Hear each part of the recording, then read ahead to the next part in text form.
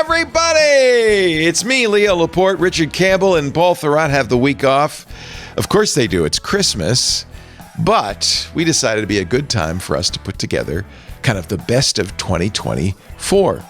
The best of Windows Weekly, next. Podcasts you love. From people you trust. This is TWiT.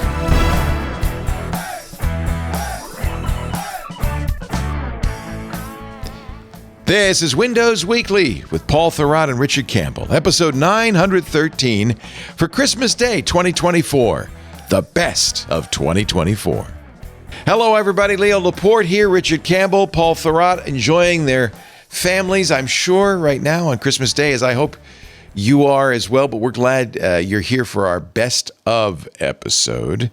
We'll kick things off with a story that Microsoft is being sued by the New York Times. You want to talk about the New York Times? I do. I love them so much. So I hate the New York Times. However, as a content creator, I have to say, every day. So I do read the paper. I should say I read it. I also read the Washington Post every day. I'm a the papers you love to hate. You got to have them. Yeah. I don't mind the Washington Post usually, although they're tech guys. I have. Don't read the tech section away. Post. I know. Yes, I shouldn't even bother. But the New York Times broadly makes me insane every day. But okay, whatever. Whatever you think of the New York Times, they do generate it. Just play Wordle and okay, move on. Sure. And even they screwed that up. Okay, whatever. I'm sorry. Anyway, the point is, don't get me started. If they ruin the Wirecutter, I'm going to murder somebody. But the point is, anyway, I love Wirecutter. I pay for that separately. Let me tell you my biggest gripe with the New York Times. This is what the New York Times does. I pay for this thing. I also pay for the Wirecutter, right? So whatever that costs, whatever that subscription costs, if you want to play their games, it's a cost for that. They have the cooking. But you can buy one thing that gives you everything, right? Don't you? Yes, you can. And every single time I log into the web, I get a full page ad that says, hey, we know you're a subscriber, but you should subscribe to everything. You know what? Screw you. That's offensive. That's crazy. You have ads and you're trying to upsell me from the thing I'm already paying for? No.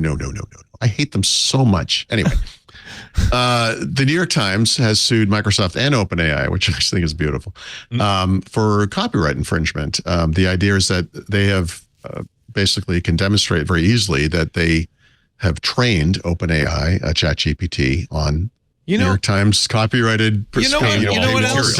You know who else is trained on New York Times content? Me. Nice. In fact, we do exactly what OpenAI does with all of our shows, which is read the stories and then talk about them. Are you going to criminalize ingesting content? Well, so what you're just yes. So if a machine does it, it's different than if a human does it. No. I think the argument here is that actually, I don't think Microsoft and or OpenAI have made the argument, because these companies talk privately trying to settle this, right? That they are doing some sort of a transformative. There's a transformative process that occurs where we are digesting your content, but the thing we're spitting out is not your content.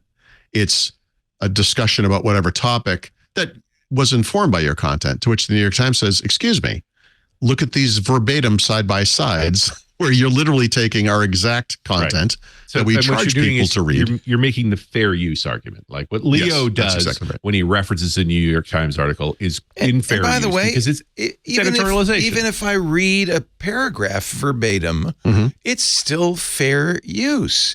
Yeah, because you editorialize. And incidentally, as Mike Masnick points out, the New York Times does this to other journals too. They want to criminalize their own behavior. I think you're reacting here, Leo. I think this is about, I don't think that's what this is at all, actually. Yeah, I think this is about they don't. That's an unintended consequence. They want to have a carve out because they're special, and they're not special. They want to have a carve out because what they do is expensive, and they create unique, content of their own that they charge people for. And they would like to be paid for this if it's going to be used for this purpose. This is actually the closest comparison I think there is for this is what Google did with news publishers, big and small, from around the world, where they were just screen scraping and putting the results into search. And publishers started suing them and governments started going after them. So now there's this thing called Google Publisher or whatever that has an agreement with every content publishing house on the entire planet. And every month there are multiple blog posts about how we've reached a new agreement with someone else who creates their own content. What the Times want is that to happen, which I think is perfectly, as a content creator, I think is perfectly Let me read reasonable. this paragraph from Mike Masnick at Tech Dirt. The larger point is, if the New York Times wins, well, the New York Times might face its own receiving end on lawsuits. The New York Times is somewhat infamous in the news world, and you might verify this or not, for using other journalists' work as starting point and building off of it, frequently without any credit at all. Okay. If the New York Times successfully argues that reading a third-party article to help its reporters, quote, learn about the news before reporting its own version of it is copyright infringement, it might not like how that's turned around by tons of other news organizations against the New York Times. If this is a common creator's argument that somehow something I'm doing is special in a way when a machine does it than when a human does it. That's not it. That is not it at all.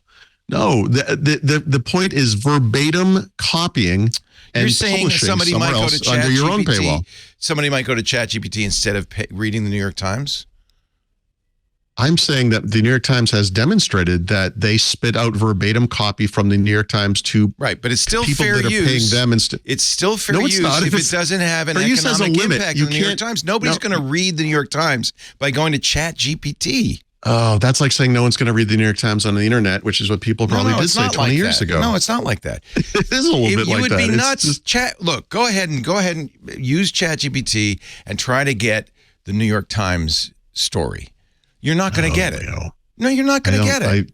Just because the New York Times was able to configure some prompt to get that, you are not going to be able to read the New York Times on ChatGPT. That's not the usage of it. Well, and if that's not the usage, then it's fair use. Leo, if somebody was taking your podcast and just republishing them. But it's not republishing them. That's the thing. New York Times claims it's republishing them. It's not. It's transformative use. And I tell you, it is a slippery slope if the New York Times wins this, which, by the way, they're not, because every single court has held again and again that whatever an AI does with that content is transformative use.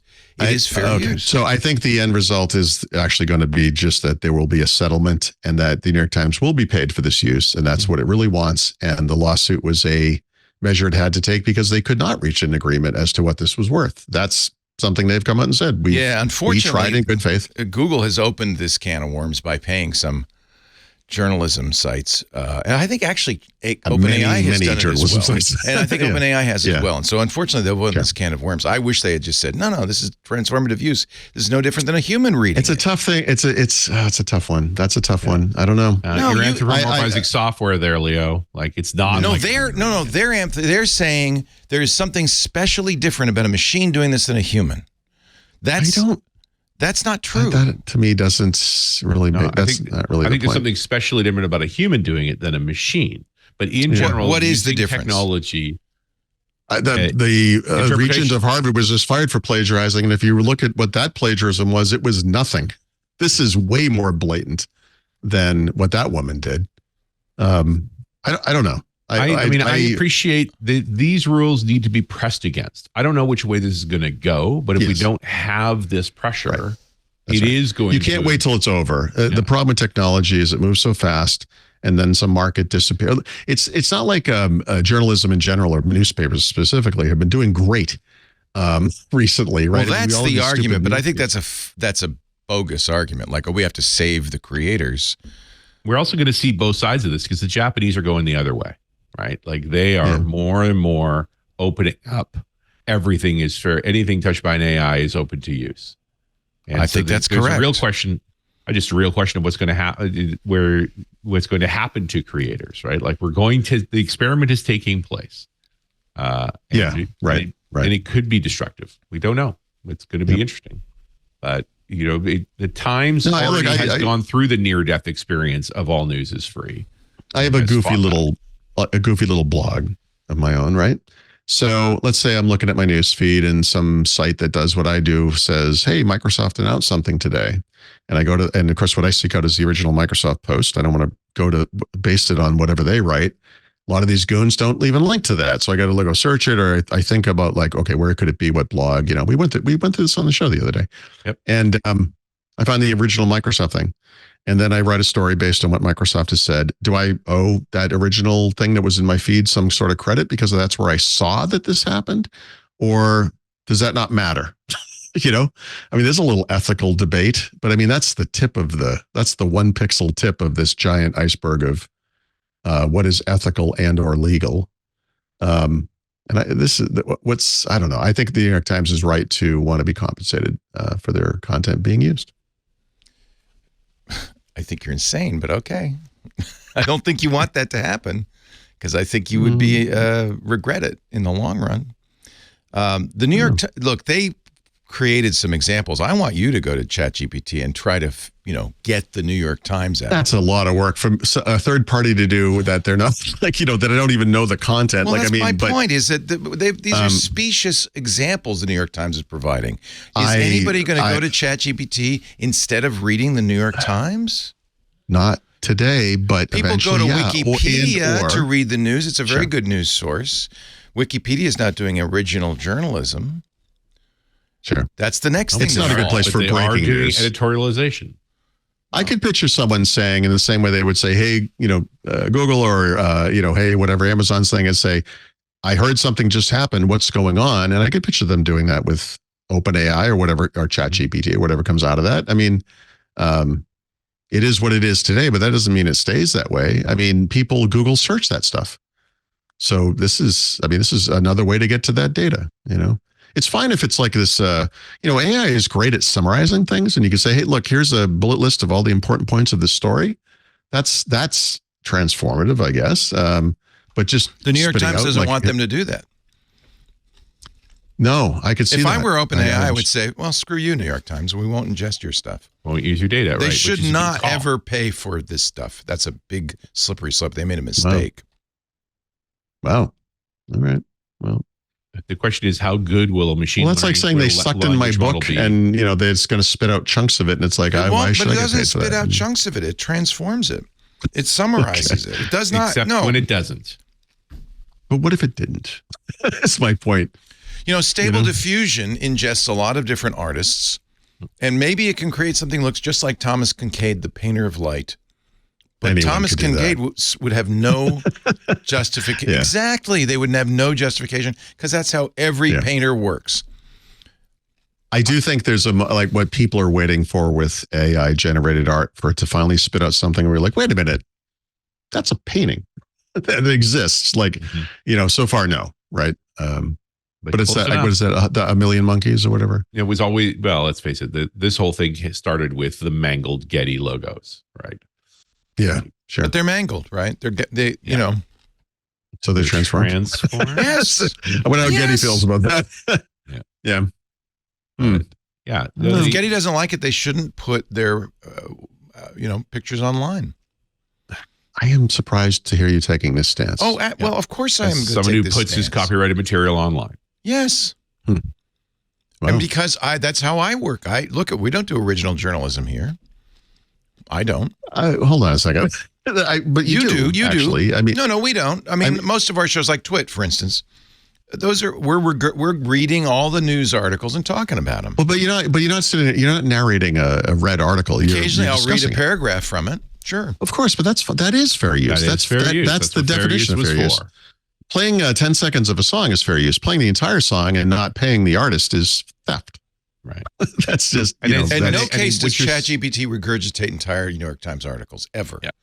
Well, and therein lies the use of this case. But to set those lines, right? Is to say, what is the problem with, fair use, you need some kind of a definition of at what point does fair use cross the line into just copyright infringement. Yeah. Do they have to ensure that they don't? Like, could this just be an extra subroutine that says never regurgitate? Yeah, sure. right? It's probably they probably have it in there and it's a screwed up like switch statement or something. It's got a bad bug. I mean, like, but this is the point, right? Like, we are in a new phase with new tools that can consume ravenously all the information available there and regurgitate it in various forms.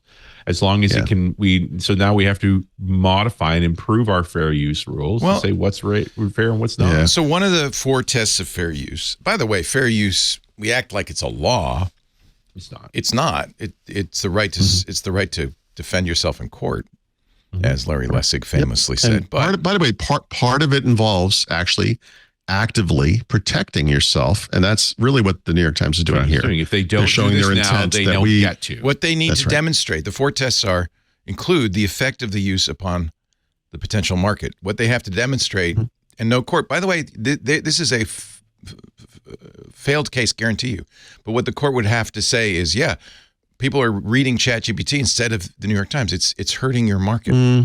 Do they have to show that it's happening or that it could happen? Because the effect there's a business of the model use at upon OpenAI. the potential market. The purpose and character of your use, the nature of the copyrighted work, the amount and substantiality of the portion taken, and the effect of the use. The New York Times has a market, and that market could go down because people don't feel They'd have the need. to prove, by the way, this is why they put all those clips in, specious clips. They'd have to prove that somebody would read ChatGPT instead of the New York Times. Good luck.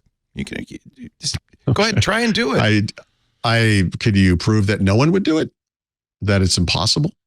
That no one would want to do that? Well, you're not going to get the New York Times any more than you're going to get a Thomas the New York Kincaid Times, honestly, as it is anyway. But like, anyway, look, it's a giant news gathering organization. They have enormous costs. Their business model is not, doing well today for sure. Yeah, that's their rationale, but that's not a reason to throw out fair use. Evolution of business. But this is OpenAI is the spear, the head of the spear here, right, for AI. So they're not just worried about OpenAI. They're worried that if they allow this and do nothing about it, that other less scrupulous places will use this as the example and say, look, you never protected your There's a long history of mainstream media trying to preserve itself and preserve its business model by coming after new media. And that is just an old form of media trying to preserve its business model. It's not supporting, it doesn't support innovation, it doesn't support the future. It says, let's go back to newspapers. Thank you very much. I don't know that that's their responsibility. They have a responsibility to the company to that's fine. And the courts are going to say, no, you're not losing. Well, we'll see. We'll see. I don't think this will ever hit any courts. I think what's going to happen is that you called it. It's an extortion play. Pay us because we're special.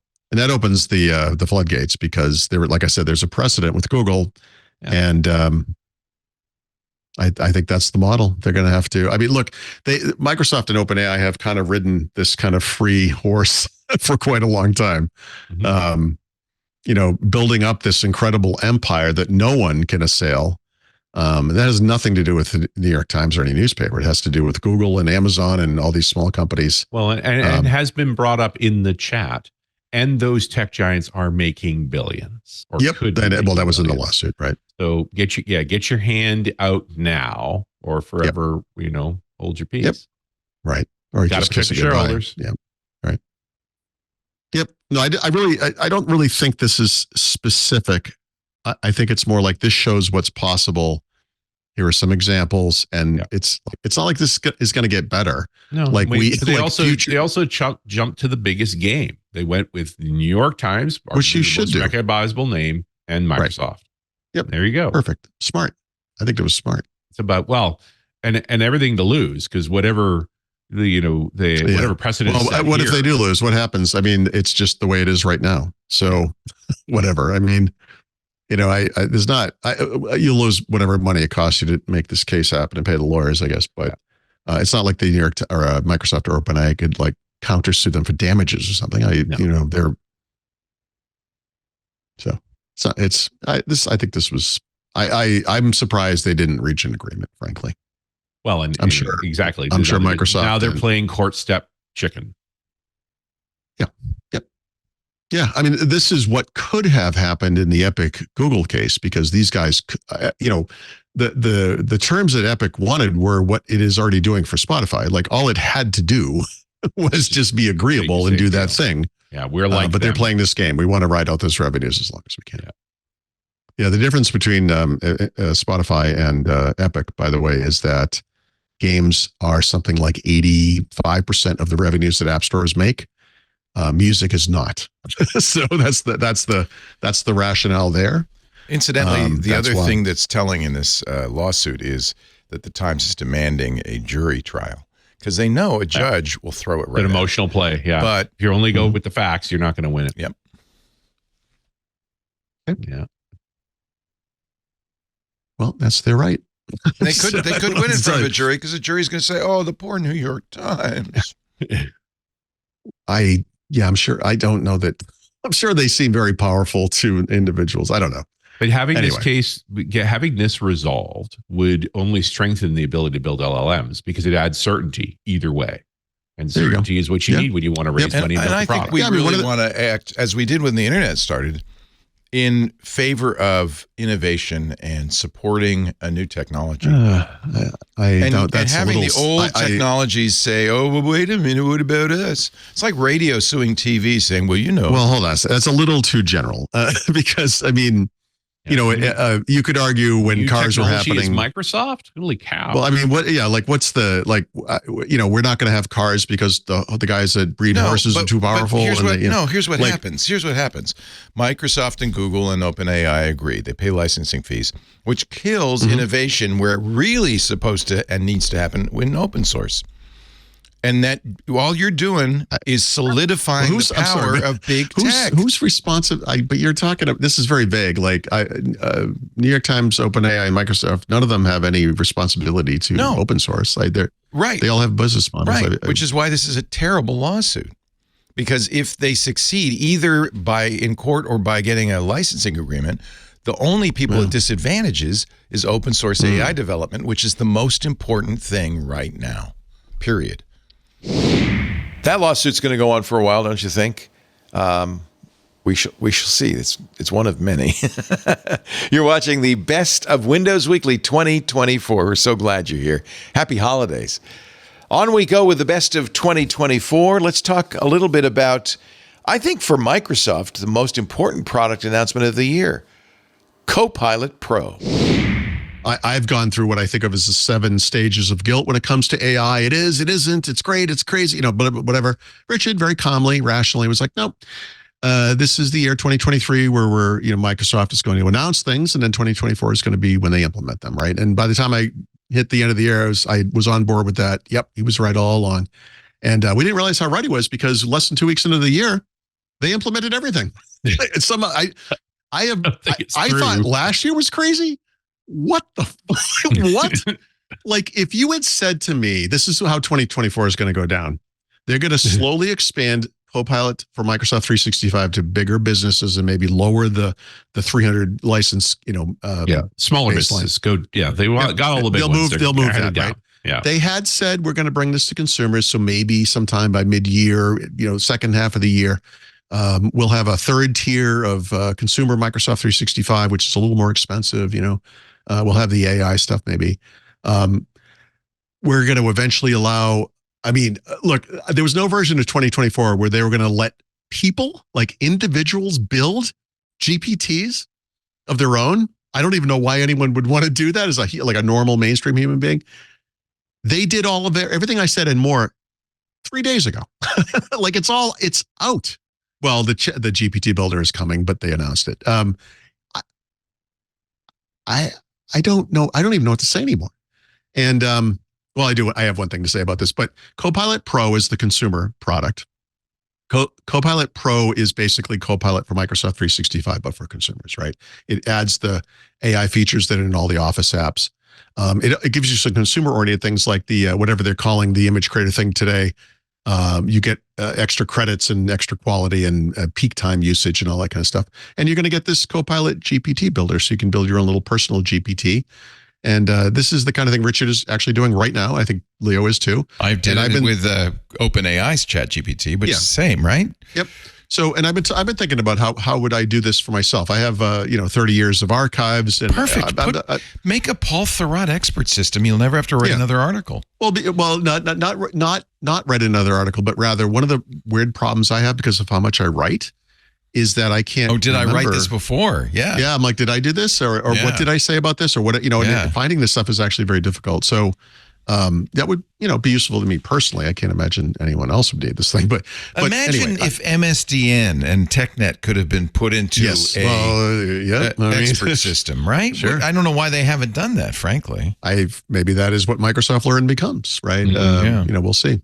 So they just announced a flurry of things. I'm sorry, I mentioned Copilot Pro for consumers, right? Which is the consumer version of Copilot. It's the same price as ChatGPT. So $20 per user per month. That's what I pay right now. You have to have a Microsoft 365 subscription. You can't, but I have that as a consumer, and you have to. I'm sorry, I should say it has to be personal or family because remember, there's the base do have one that now. Yeah. And then so you pay whatever you pay for that. I wonder if that would be better or worse or like it's the same. You know what? Let's talk about that in 1 second. But let me just get through this list because I do want to talk about that. I think that's an important point.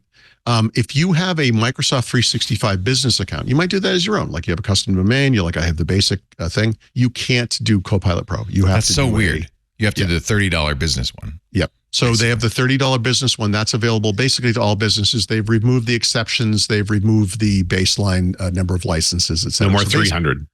Yeah. So basically everyone on business can now get that. Copilot but it is $10 a month more, which is weird. It is right. But we're going to get that. But I want to get to that. Copilot on mobile means there's an iOS and an Android native app for Copilot, which they released and never discussed back in December. This is why.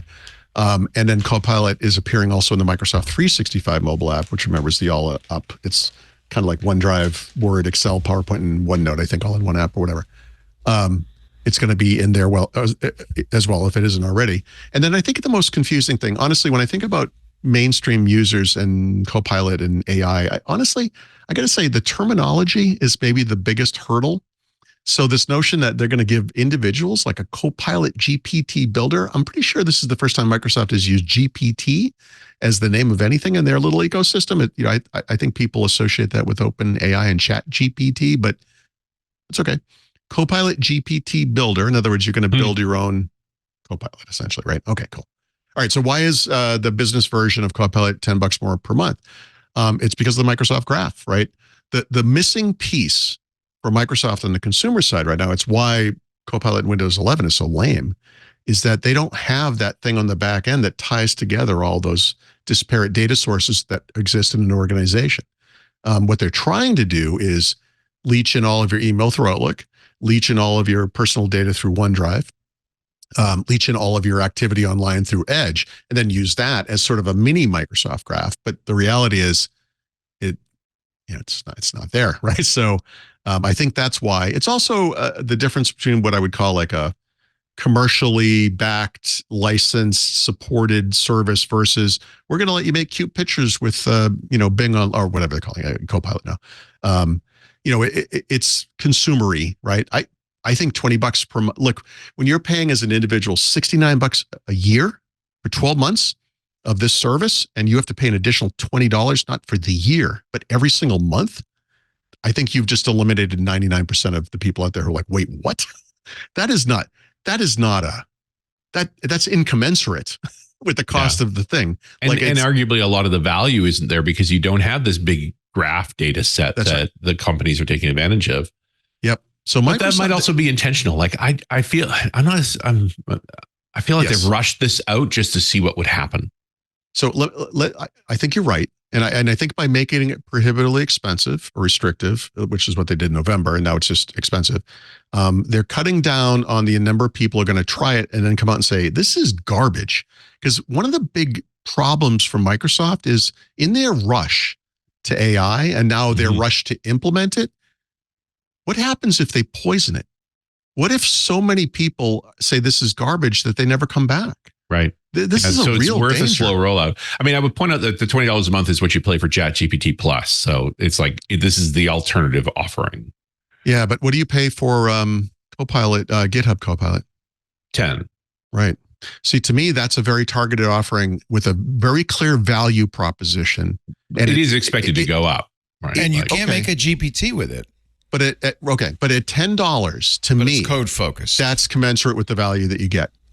In fact, if anything, it's almost a no-brainer. I will argue that almost any developer should probably have this, right? I mean, I mean, without a doubt, and one would argue it should be 20 and the consumer version should be 10. There you go. But the market currently says $20. But even at 10, you have more than doubled the cost of this annual subscription. Yeah. You know, for $100 per month, you get a terabyte of storage for 6 users, all the Office apps downloaded to as many computers as you want, all of the Office apps with their full feature set enabled on mobile and on the web. And then you double that price and you get, a couple of AI features and Word. You know, like one of the arguments I made in this article I wrote about this was that like no one uses all of Office, right? So I'm not going to look and say you can't even list all of Office. Like, it's not even a thing. There are 24 new features in Office because of AI. Well, guess what? I only use Word. Well, how many features are there in Word? 4. And how many am I going to use? One of them might be interesting. Is that worth $20 a month? I mean, that's a lot of money. And that's the pragmatic, real world human being way but of only thinking, in the context of what you were already paying. Isn't it priced? ChatGPT is $20. This is $20. Isn't also priced somewhat because it's so expensive for them to run? They have to. Well, you know what? Isn't the price related? I don't think to they're the at break cost? even yet. That sounds like a Microsoft problem, not a customer problem. So, you know, look at it this way. Back in the day, we used to have standalone Office products that would come out every 3 years, right? Office 2013, Office whatever, you know, all the different versions. Microsoft was like, you know, it would be better than this because these people are only paying us like once or twice a lifetime. Is if we could get them on a subscription, right? So we'll make it like, we'll make it useful and we'll make it inexpensive. Well, how do we get them to pay for that? Well, we'll only put the new features in the subscription, right? So if you don't buy a new version of Office every 3 or 6 years, you're not getting any new features. The new features are all coming through the Microsoft 365 subscription. And my God, did they go to town on that? Yeah, we talked about this, how hard it was to keep up. Part of that was it was easier to develop in the cloud. You can slip small features in, and you can. I'm talking about and you can benchmark it. But I mean, I'm talking about all the clients. I mean, like every month, the Office desktop clients on Mac and Windows, on mobile, in the web there was some matrix of new features all the time. All the time. So that kind of, it hits some point. There's a weird thing, like the standalone Office user base was over 1 billion, probably 1.5, 1.6 billion at one point. The Microsoft 365 subscriber base is somewhere in the 3, maybe 400 million point, but more lucrative because it's money every month. So what's the next step beyond that? Stop giving them new features, claim that these new features are AI, and make that a new tier, right? But the thing is, it's so much more expensive than the thing you're already paying for, whether it's on the consumer. So you don't want them to compare them that way. Like you're comparing except when you're comparing it to ChatGPT. Well, no, I was gonna compare it to the past. If you compare the features they've added, and by the way, it's not like they're going to come up with that many new AI features every month now. But if you could pick any given month, you could go back in time to 2017, 2018, whatever you pick a year, don't care. Pick a month, don't care. Look at the 117 new features they put into Office and compare it to the 7 they just added, and then compare the value of the relative features. And I'm telling you, it was better back then. And now, not only am I going to have to pay more to get that handful of new feature stuff, it's not going to keep coming. Now we just get to pay to have this functional level. It's like they've added not just a new tier, but a really expensive new tier. You know, the development is much easier in small increments, constantly deploying, testing, and adjusting. Yeah. But the downside is you don't get a big bang version number anymore. Right. And so it's hard to market that. It is now with more incremental feature improvements, right? Like it's just, exactly. You want to have a party for a big version, and you can't give them the features over 18 months and then go, and now we'll call that a version, right? Like it's very problematic. It's a better way to build software, but a lousier way to sell it. Yeah, Windows suffers from the same problem. It's the old waterfall versus Agile. It's a problem, right? Yeah, and Windows doesn't really, because they're not selling new versions. So Windows constantly, it comes with the machine and it was licensed through the vendor. So if I like incremental improvements. I want my AI to get smarter every day. Yeah. Maybe not every day. But yeah, no, you're right. You're right. Later in the show, help me decide though if I should give Microsoft my $20 or OpenAI my $20, which is actually the question you should be talking about. Right? Or or should you give them $30 and do the commercial version? And how do those things kind of line up? But what's the relative value? Yeah. So as an individual, I think if I used Office a lot, then I would probably want the so it would depend. Let's say you're an accountant, right? So you're in Outlook, you're in Teams, you're in Excel. Right. Those are your apps. You can do spreadsheets. So you could go up to Copilot Pro and go look down the feature list and see, like, well, okay, what do I get? If Word didn't respect me, I'm not sure I'd want it. Right. And since Word does not respect you, it doesn't. Hey, AI, could I get? What do I have AI to do to get definitely doesn't respect anybody. This is a lot of anthropomorphization for me. Thanks. Software has no ability to respect. It respects nobody. Yeah, guns don't kill people, Richard. You know that. Bullies don't kill people. Software developers do. That's right. Yeah, bastards. So which should I buy? Is there an API key, for instance, with Bing Chat? Do you get an API key? So one of the things that's coming, like we said, was this Chat GPT builder. You might want to hold off and see what that looks like. Yeah, because I like the fact that I can build a custom GPT. I also like that I can provide an API key to third parties, right? And add my Chat GPT to that, and that is a very important feature. So this is the business version, but the Microsoft ecosystem. No, I'm sorry. The Copilot ecosystem is such that a lot of the stuff that happens on the OpenAI site should transfer 100%. Right? It's the same thing they're talking about. They're the same plugin model, right? They have Chat GPT 4. They have that helps Turbo. with portability. If you're worried short term, like at least that should be pretty straightforward. Ideally, what we need is the AI version of cloud native, where you could easily bring your models over to a different, like to Google or Amazon or whatever happens to be out there. So we'll see. Obviously, at these early stages, it's astonishing there's any partnership, right? I mean, in a way, but I don't know. I can't answer that question. I've not used the OpenAI stuff, so I'm going to keep my OpenAI. I did start paying for Copilot Pro. Yeah. So I could explain, see how this works for now. Cool. And I'm in the OpenAI camp too. I was saying before the show, it's like I'm looking at my billing on my API, working through Home Assistant. It's going to come up to about $1.50 a month. Yeah, nice. And it's a day-to-day utilization. Which is, by the way, that itself is very interesting. When Microsoft launched what was then called Windows Azure a million years ago, one of the big open questions was like, we're not really sure what the billing's going to look like here, right? So we're in the early days, they were like, we're going to send you 3 months of fake bills based on your usage. You're going to see what we think we would charge you, and tell us what you think. But in this case, we're just as early in the game, and in that case, it's making sense for you, right? Financially, which wasn't always the case. But I'm also the kind of guy who goes and looks at logs to figure out, like, I'm not going to be surprised at the end of the month. I know better. Yeah. Right. Like I would have had a very different reaction. It was like, oh, there's $100. Yeah. So when we moved into this condo, there's a gas like fireplace. We never had one of these things. We always thought this was lazy. We like wood and Oh no, it's the best. Oh no, it's the best. In fact, my cats are addicted to it now. It's actually cats. They creep ever closer to the burning hot slate bottom of the thing. The hotter the better. Yeah. They're like little pizzas. They turn over to keep themselves from dying, I guess. Oh, yeah. So it's amazing. Evening out their leopard spotting, yes. But the question was, it's cold now, right? And we run this thing every day. We run it in the morning. We run it at night. The cats it's really love expensive. Get ready. We're like, what's this going to look like? So we got the first bill. So much. No, the first bill was $100. We're like, okay. No, we can do that. It's going to be okay. But yeah, if that bill had been $400, oh, sorry, cats, you're freezing your ass. It's not like we're done.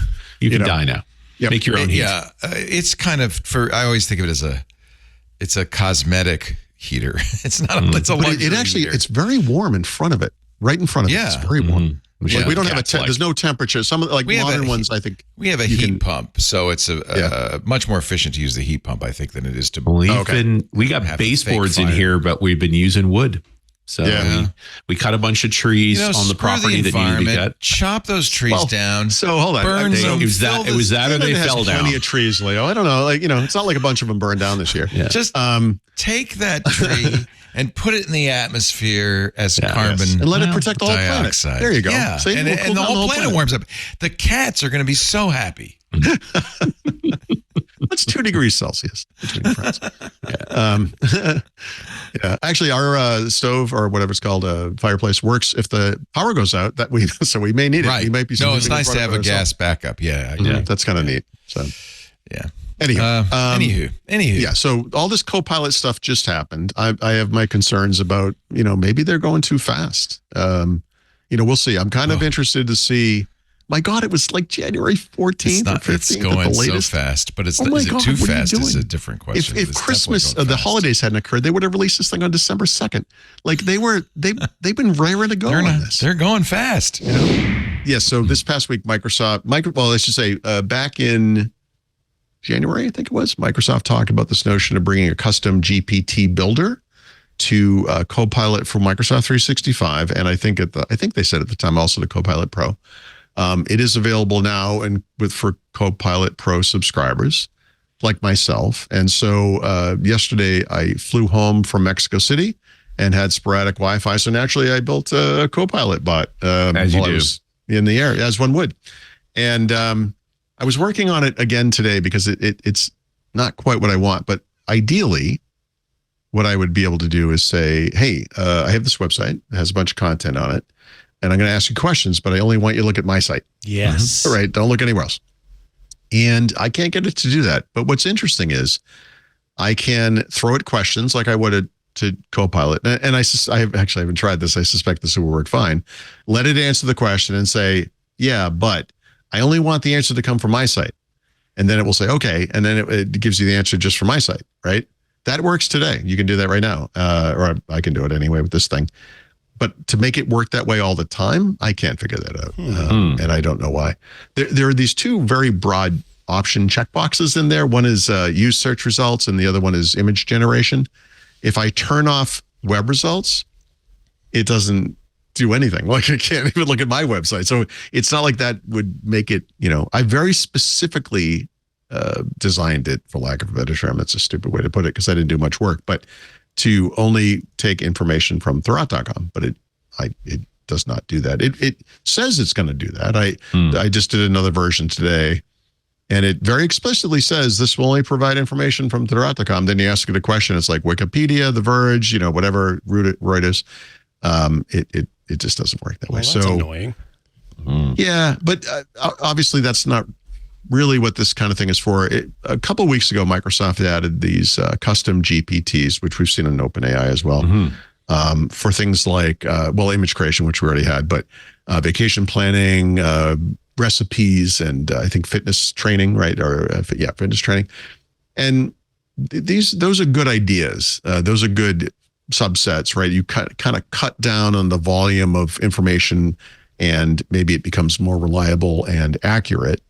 Although careful with the recipes and fitness training if they screw those up because you could kill yourself. But so I think what I've really created here, and again, created is a tough term because I didn't really create much, but I basically just sort of said to this thing, look, I want to focus on personal technology topics, and I don't know. I don't even know that this is a skin off the onion. It may be no different than just asking Copilot the question. I haven't had time to test it.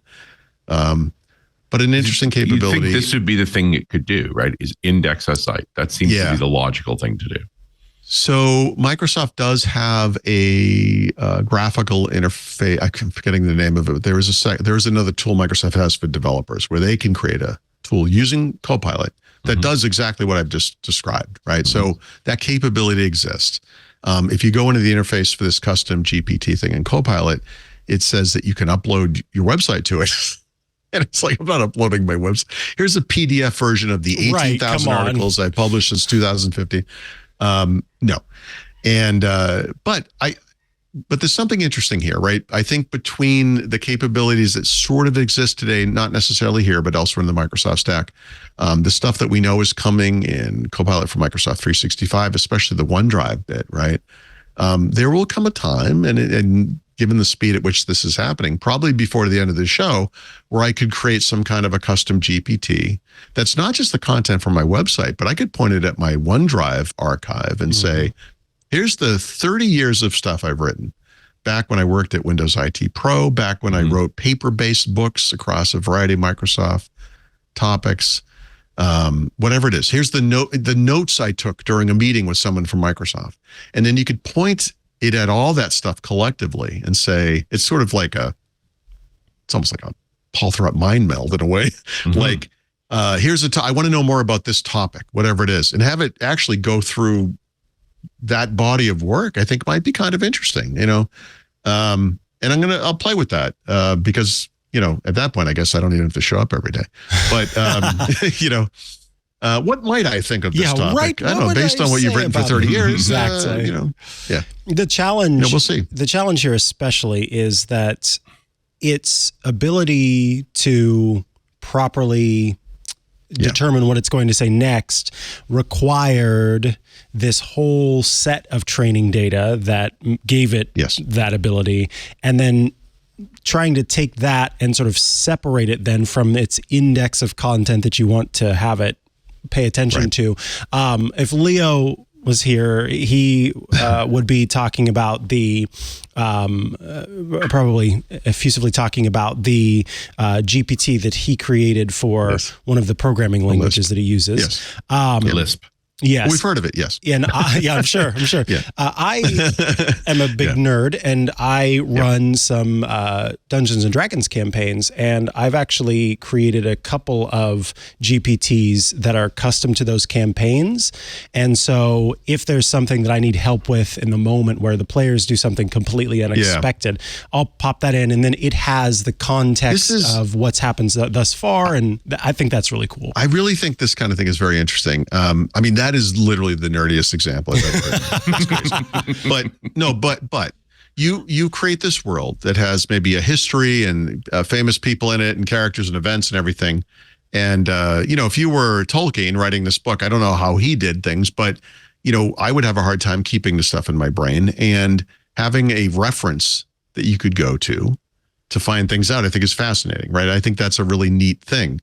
And but whether it's a Dungeons & Dragons campaign or a specific programming language or whatever it is, you're talking about something that has kind of a finite body of data. Mm-hmm.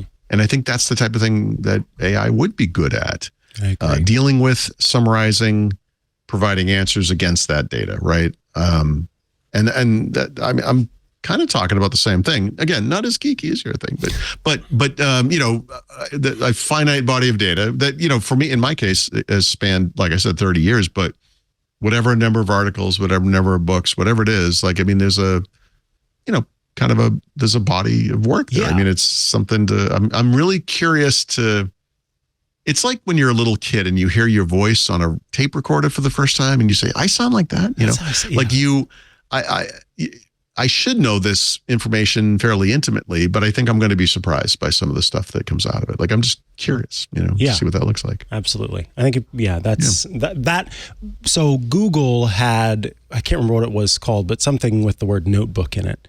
And I was. Yeah, I think it is just Gemini. I think it's just a notebook in Gemini. Gemini notebook, And I wanted what you're talking about from that. I didn't end up getting that. It just became kind of a search engine for stuff that I'd written before. But I had, even going back to high school documents in there from when I was in a poetry class, for example, and wrote a bunch of poetry. Right. And I thought it'd be super cool to see if it could pretend to be me writing a poem and what that would end up looking. It didn't end up working. Well, that would be the next step. Now it's that's what I'd love to see it do. I was really busy this week. I didn't have time to work on the game.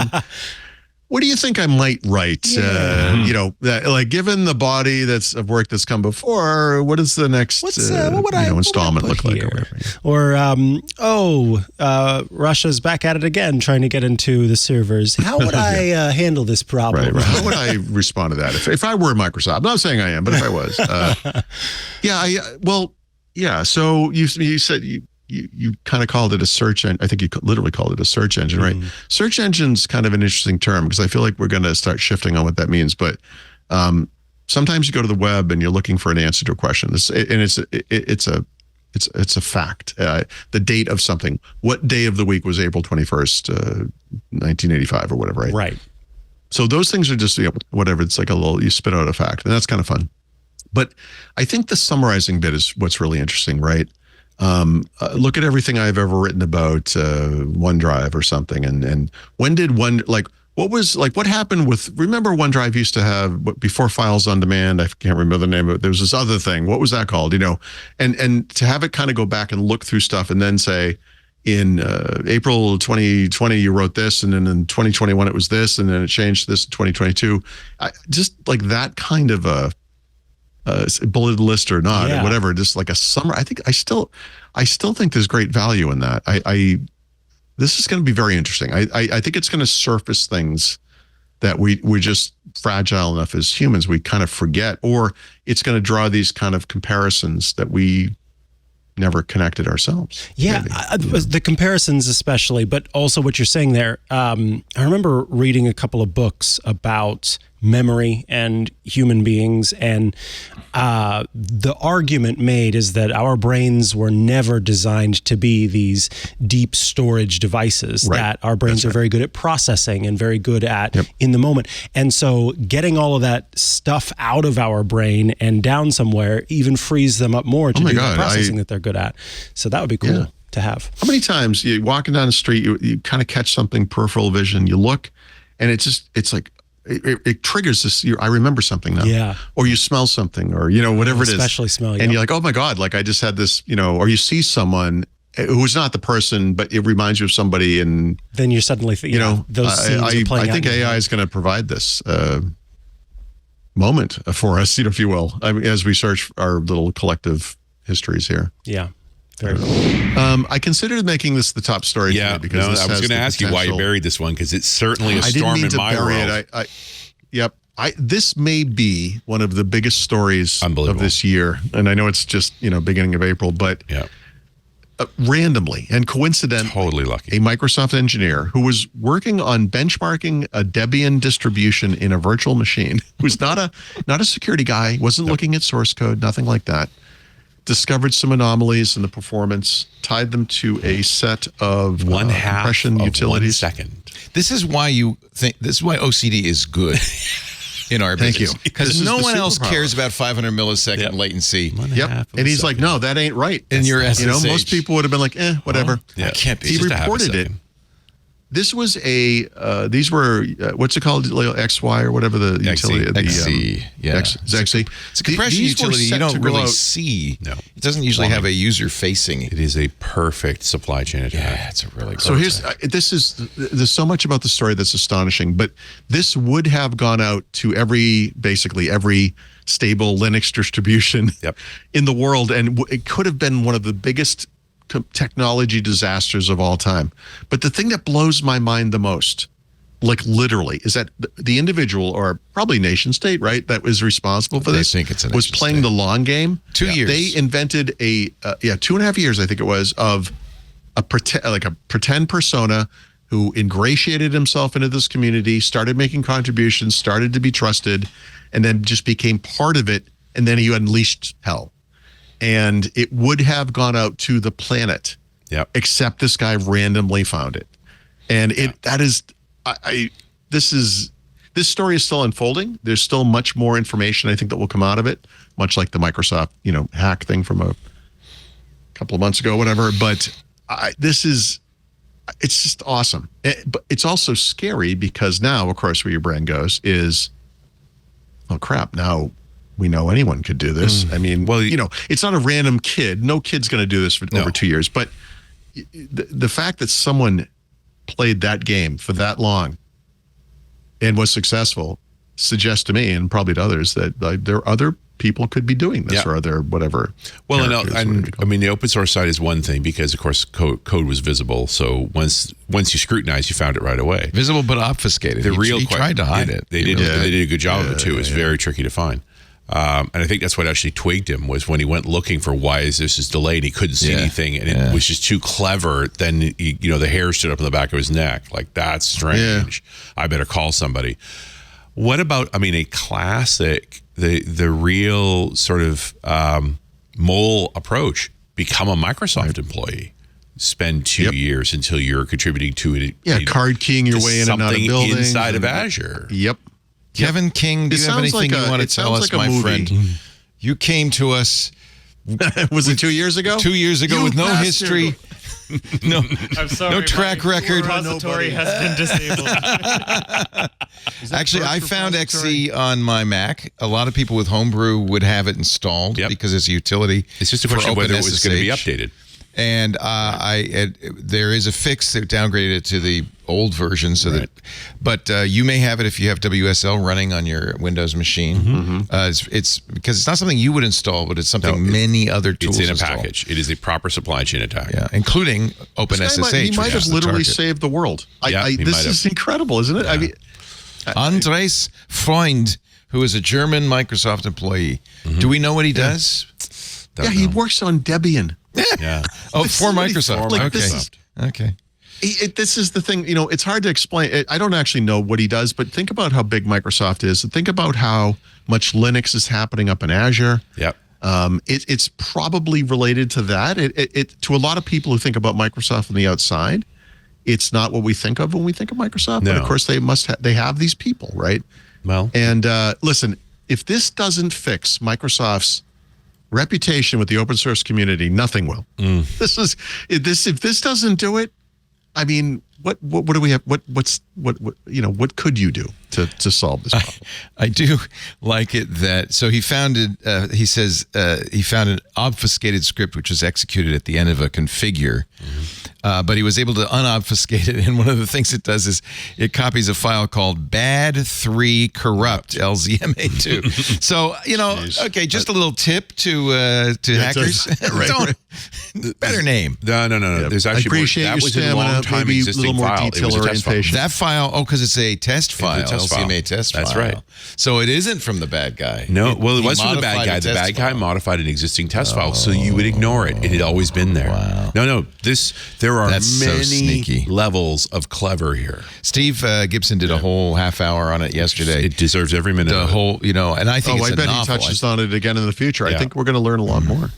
Well, we've been talking about supply chain attacks on security now for years. I mean, this has been a problem. There were a bunch last week on NPM and PyPy. And it just happens a lot. On .NET Rocks, we talk about the sort of corporatization of open source, where all the big players are now there, and there's a lot of paid employees working in open source as well, and the effect that has on the community as a whole. But one of the things you talk about is this burnout of the maintainers. That was the real problem with XZ, which is it was one guy. Yep. He had some mental health issues. He wanted to get out of it. Yeah. Along came this savior. perfect solution, right? Amazing. Yeah, and it's like the scene in The Omen where the nanny shows up and they're like, we didn't call a nanny. And it's like, no, the agency sent me. It's all good. And then 2 years go by, the kid's fine. The agency as in the devil. It's the same. It's this classic scenario. Was it perhaps Satan?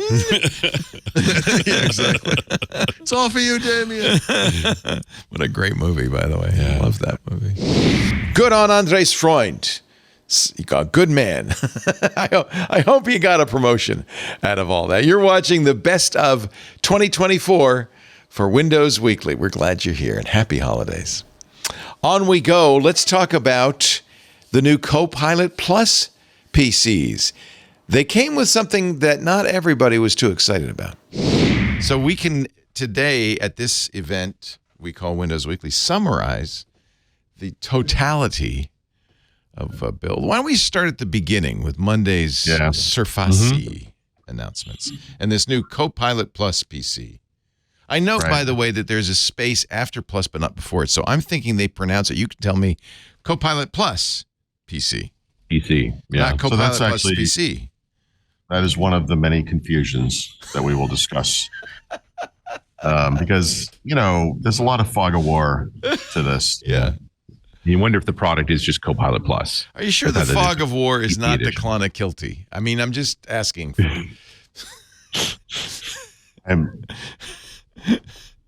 I haven't whiskeyed that hard this week yet. I think Paul has. I got out early last night. Did you see the dive bar we ended up in last night? No. Well, the tavern you started at, I left from there and went to write my piece. Yeah. So a quarter. What's the word I'm looking for? A block away. A block. Thank you. We went to this little dive bar that was about as seedy as you could be. There was a shaman who walked in with a staff with a human skull on the top of it. Oh my God. And This is excellent. Yeah, it got weird.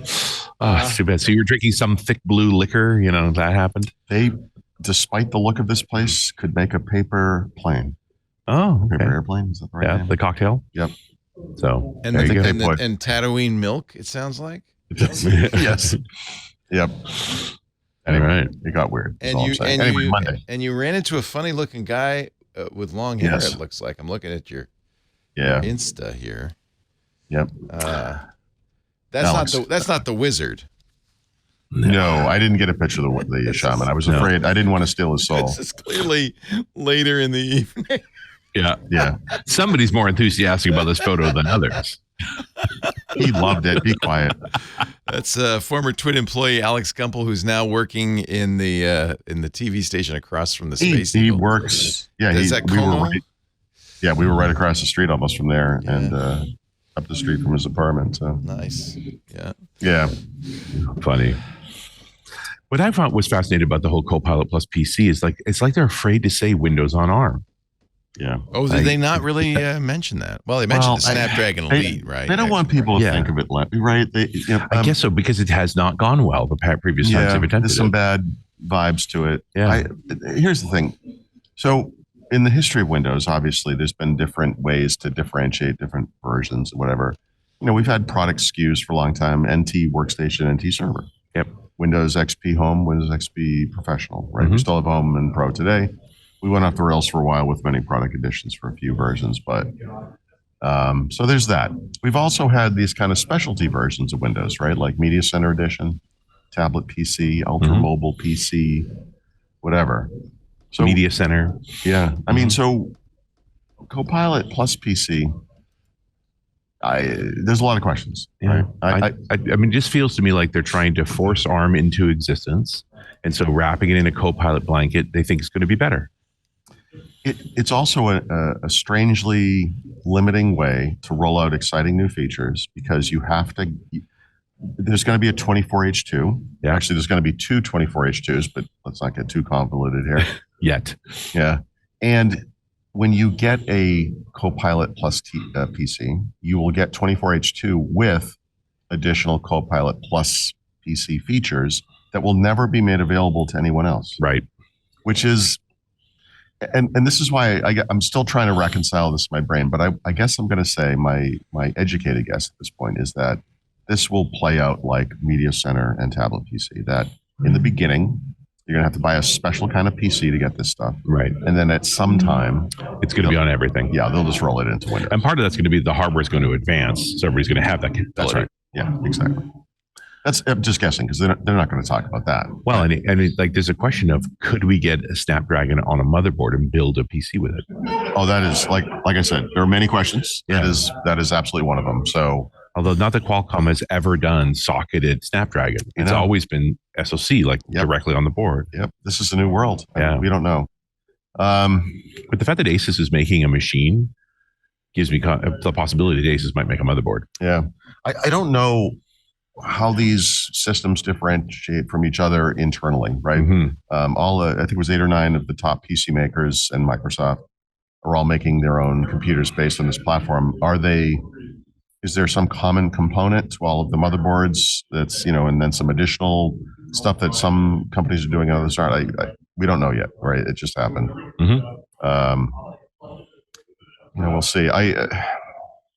Anyway, this event was billed, or a lot of people expected this event to be a Surface event, basically. Obviously, it was kind of I guess we'll call it the Copilot Plus PC launch event. It was only Qualcomm, Intel, and AMD will eventually release chipsets that will allow PCs to be called Copilot Plus PCs. Basically. So I guess the Ultra doesn't qualify? It does not. Interesting. And, so the differentiator there, the problem for the Core Ultra is the NPU. Right. So the NPU has to deliver at least 40 TOPS to qualify. That one, I think, was 13 TOPS, if I'm not mistaken. Yeah. The Qualcomm current chipset is 45 TOPS. Intel has already said we will have a 40. Well, actually, we're going to. This is not even a Moore's Law problem, then. This is just a fabbing problem. Yeah. Make a better fab, you'll be good. Yeah. So both AMD and Intel will deliver by the end of the year. We'll get to a bit of that in a moment. But for now, the first gen, the launch lineup is all Qualcomm based. Right. And pretty good support there, right? I mean, I think the first gen Qualcomm, maybe there were 2 PC makers at the launch. There was only one decent PC based on the most recent chipset to date, Right. which was Lenovo. I think that X13, I believe. They did also mention the Snapdragon for devs, a little Yeah, we'll get to that too. mini PC unit. So that's exciting. That thing's looking good. Yeah, I think I'd like one of those. I do too. That might become my office, my home office computer. So just coming into this, I will say there was a lot of secrecy on Microsoft's part. For some reason. Well, I get it, but they provided the press with a bill of materials that did not include anything related to Windows at all, which was very notable. And then we showed up on Monday, and they kind of revealed it to a room full of people, which they did not live stream. So we were all allowed to kind of live tweet it or whatever we did. Right. And then they at the end of the event announced to the world what they had done. And then I think you can. Well, no, I know you can. You can go watch the video now if you want to see the event. Right. And you've ordered one. Yeah, I ordered one. I literally you sent me the screenshot. Yusuf Mehdi is up on stage, and he says, "And you can pre-order it now at Surface.com." Boop, boop, boop. Done. Yeah. I'm sure there were people who thought I was joking when I said I was going to order one of these as soon as I could, but you weren't. I was not joking. So the 2 Microsoft devices look good. I mean, they're as expected, right? No surprises there. The third-party PCs that they announced, vary in quality, I would say. Yeah. These are premium PCs, all of them. The base price is technically, I think, $999, but the cheapest one I'm aware of is an Acer Swift, which is $1,050, I think, to start. Minimum specs, 16 gigs of RAM and 256 gigs of storage. Not enough of either. Yeah, and those are tied to the requirements of the onboard SLMs, of which there are up to 40. I know, it's just crazy. What's an SLM? What an onboard small language model, the on-device models. Okay. This is a weird thing. And then we'll get into some of the features, but one of the big ones, one of the controversial ones, also has its own pretty heady storage requirements. So this is part of the differentiation and probably part of the excuse/reason why they're not just giving it to everyone because of all reasons. Actually, I just remembered one. I have a little list of the people that Microsoft upset the other day, and I forgot one of them. I'll just add that to the notes. They upset everybody, but we'll get to that. Hour-long event, a bunch of AI features like we expected. The big question we had wanted to answer was, would this be enough to trigger a round of upgrades, the likes of which we've not seen? Yeah, everybody needs to buy a new machine. Yeah. And I'm going to say... Don't you think that's the goal? It is the goal. Yeah. I don't think they met that bar, personally. They didn't show off software. They just gave me a lot of promises. Well, they showed off some features. This stuff is hard. I think you were the one who originally kind of said, AI is there's no killer app. There's a bunch of small things, and depending on your needs, depending on who you are, depending on the types of things you use a PC for, you might have seen something in that event where you're like, oh, I have to get this thing, right? And I think for people who are creatives, this might be of interest. Road Warriors, obviously, for the battery life. Because there's just 2 things, right? There is the Copilot features, but it's also Windows on ARM, which is battery life, efficiency, quiet, and a lack of drivers if you have anything esoteric. Yeah, and what software will look from somebody asks you, you're going to do a .NET Rocks on Windows on ARM. It's like it's going to be a 2-minute show. It's like it runs. Thanks very much. Years ago, well, it would have been 2017 or whatever they announced the first version of this for 10. I said, if this thing is successful, it will just be the most boring release in the history of mankind because it should just work. There should be no drama. I think they're mostly going to meet that bar, but there are always those people who have specialized devices of whatever kind. Well, it's a great question when you talk about that device. It's just like, how do I print? Yeah. Well, that stuff's all built in. The basics, right? Yeah. Which should meet most people's needs. But if you have a crazy 3D printer with specific software or whatever it might be. Hell, it's the scanner. Yeah. There's any number of things where you're going to bump into some issues. Yeah. Yep. But they're shooting for the mainstream with the first version, and I think it's there for that audience. I actually do believe that the efficiency stuff, battery life, the relative silence, we're going to get to that, will really appeal to people. That people have maybe looked over at the MacBook Air a little bit and said, I kind of like some of the stuff that's going on there. I'd like that in Windows maybe. One of the things the MacBreak Weekly team pointed out is these do have fans. I mean, how quiet are they? Yeah. So I have good news there. I mean, the bad news is, they have fans. By the way, they all have fans. This is 100% across the board. Yeah. It's a personal embarrassment to me that I never thought to ask Qualcomm or anybody about this. Not just yesterday, but before yesterday. I spent 5 hours in a room. The Airs that they're emulating have no fans, so they really are silent. They don't get hot either.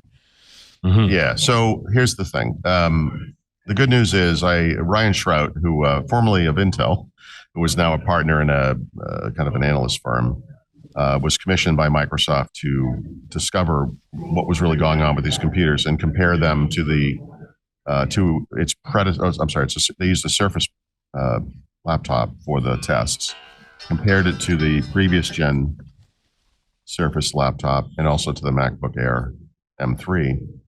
And I've known Ryan forever. I trust him as much as you can trust any human being. He's reliable.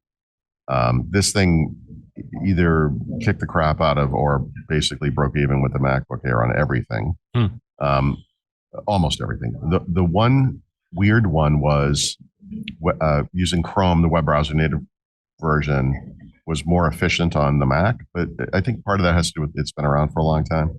And the Windows version is not. And also, this falls into that category we had talked about before where, it doesn't have to actually beat the thing. It just has to kind of play the game, be in the ballpark. Right. And it is in the ballpark. Like, no one's going to sit there and look at Chrome back and forth and say, wow, it's loading those web pages 0.001 seconds. Oh, somebody will. But we're just going to ignore them because they're silly. That's not, look, people people are shopping for Mac OS or Windows.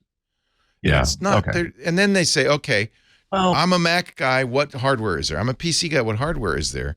They don't say, they might say, I like the MacBook Air. What's comparable in a PC? And this would be fine. I think there actually is a market of people who have had bad experiences on Windows and are starting to look around. Well, there's a big market. This is an opportunity. Well, that's what I mean. So this is an opportunity for Microsoft to say, look, we know you want these qualities that you like to see in the Mac.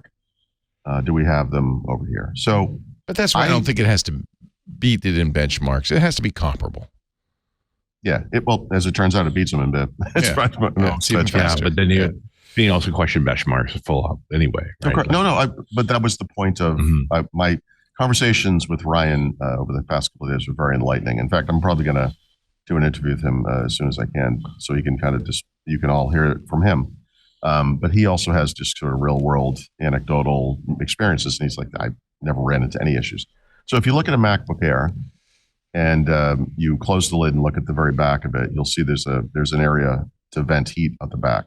It doesn't vent heat through the bottom, which is one of the problems on a lot of PCs, because if you want to put it on a soft surface like a bed or a couch or something, that gets sealed off. Your lap gets hot in a hurry. Battery kicks in, you get that funnel effect we're also familiar with. Yeah, and your CPU gears down, all those things. So the laptops, these laptops all do have fans. The Surface devices, at least, I can't speak to the third-party devices. Very, very quiet.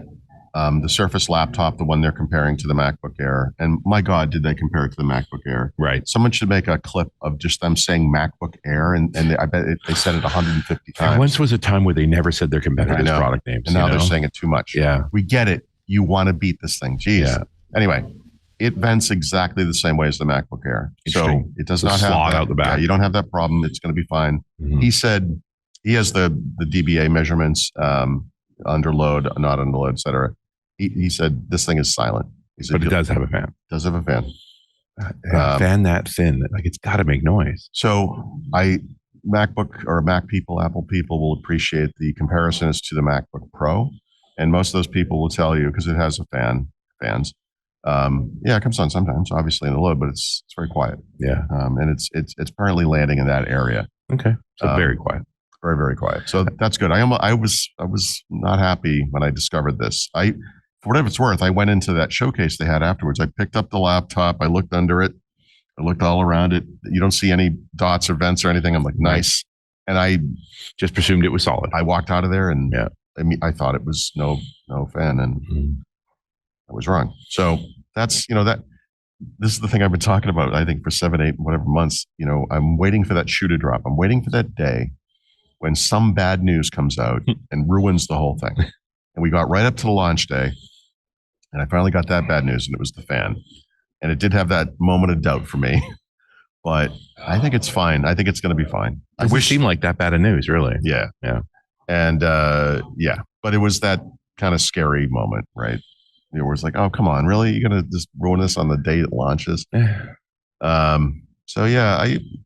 Okay. So we should talk about Recall, which is the controversial feature, right? Oh. So Microsoft Recall is a feature that will only be made available on these PCs, right? Copilot Plus PCs. It requires the minimums for a Copilot, it is going to suck up a lot of storage space. I think the minimum is 25 gigabytes. You can configure it to do different amounts based on the storage you have. Obviously, it will stop doing it if you use up all the storage, et cetera, et cetera. It's opt-in.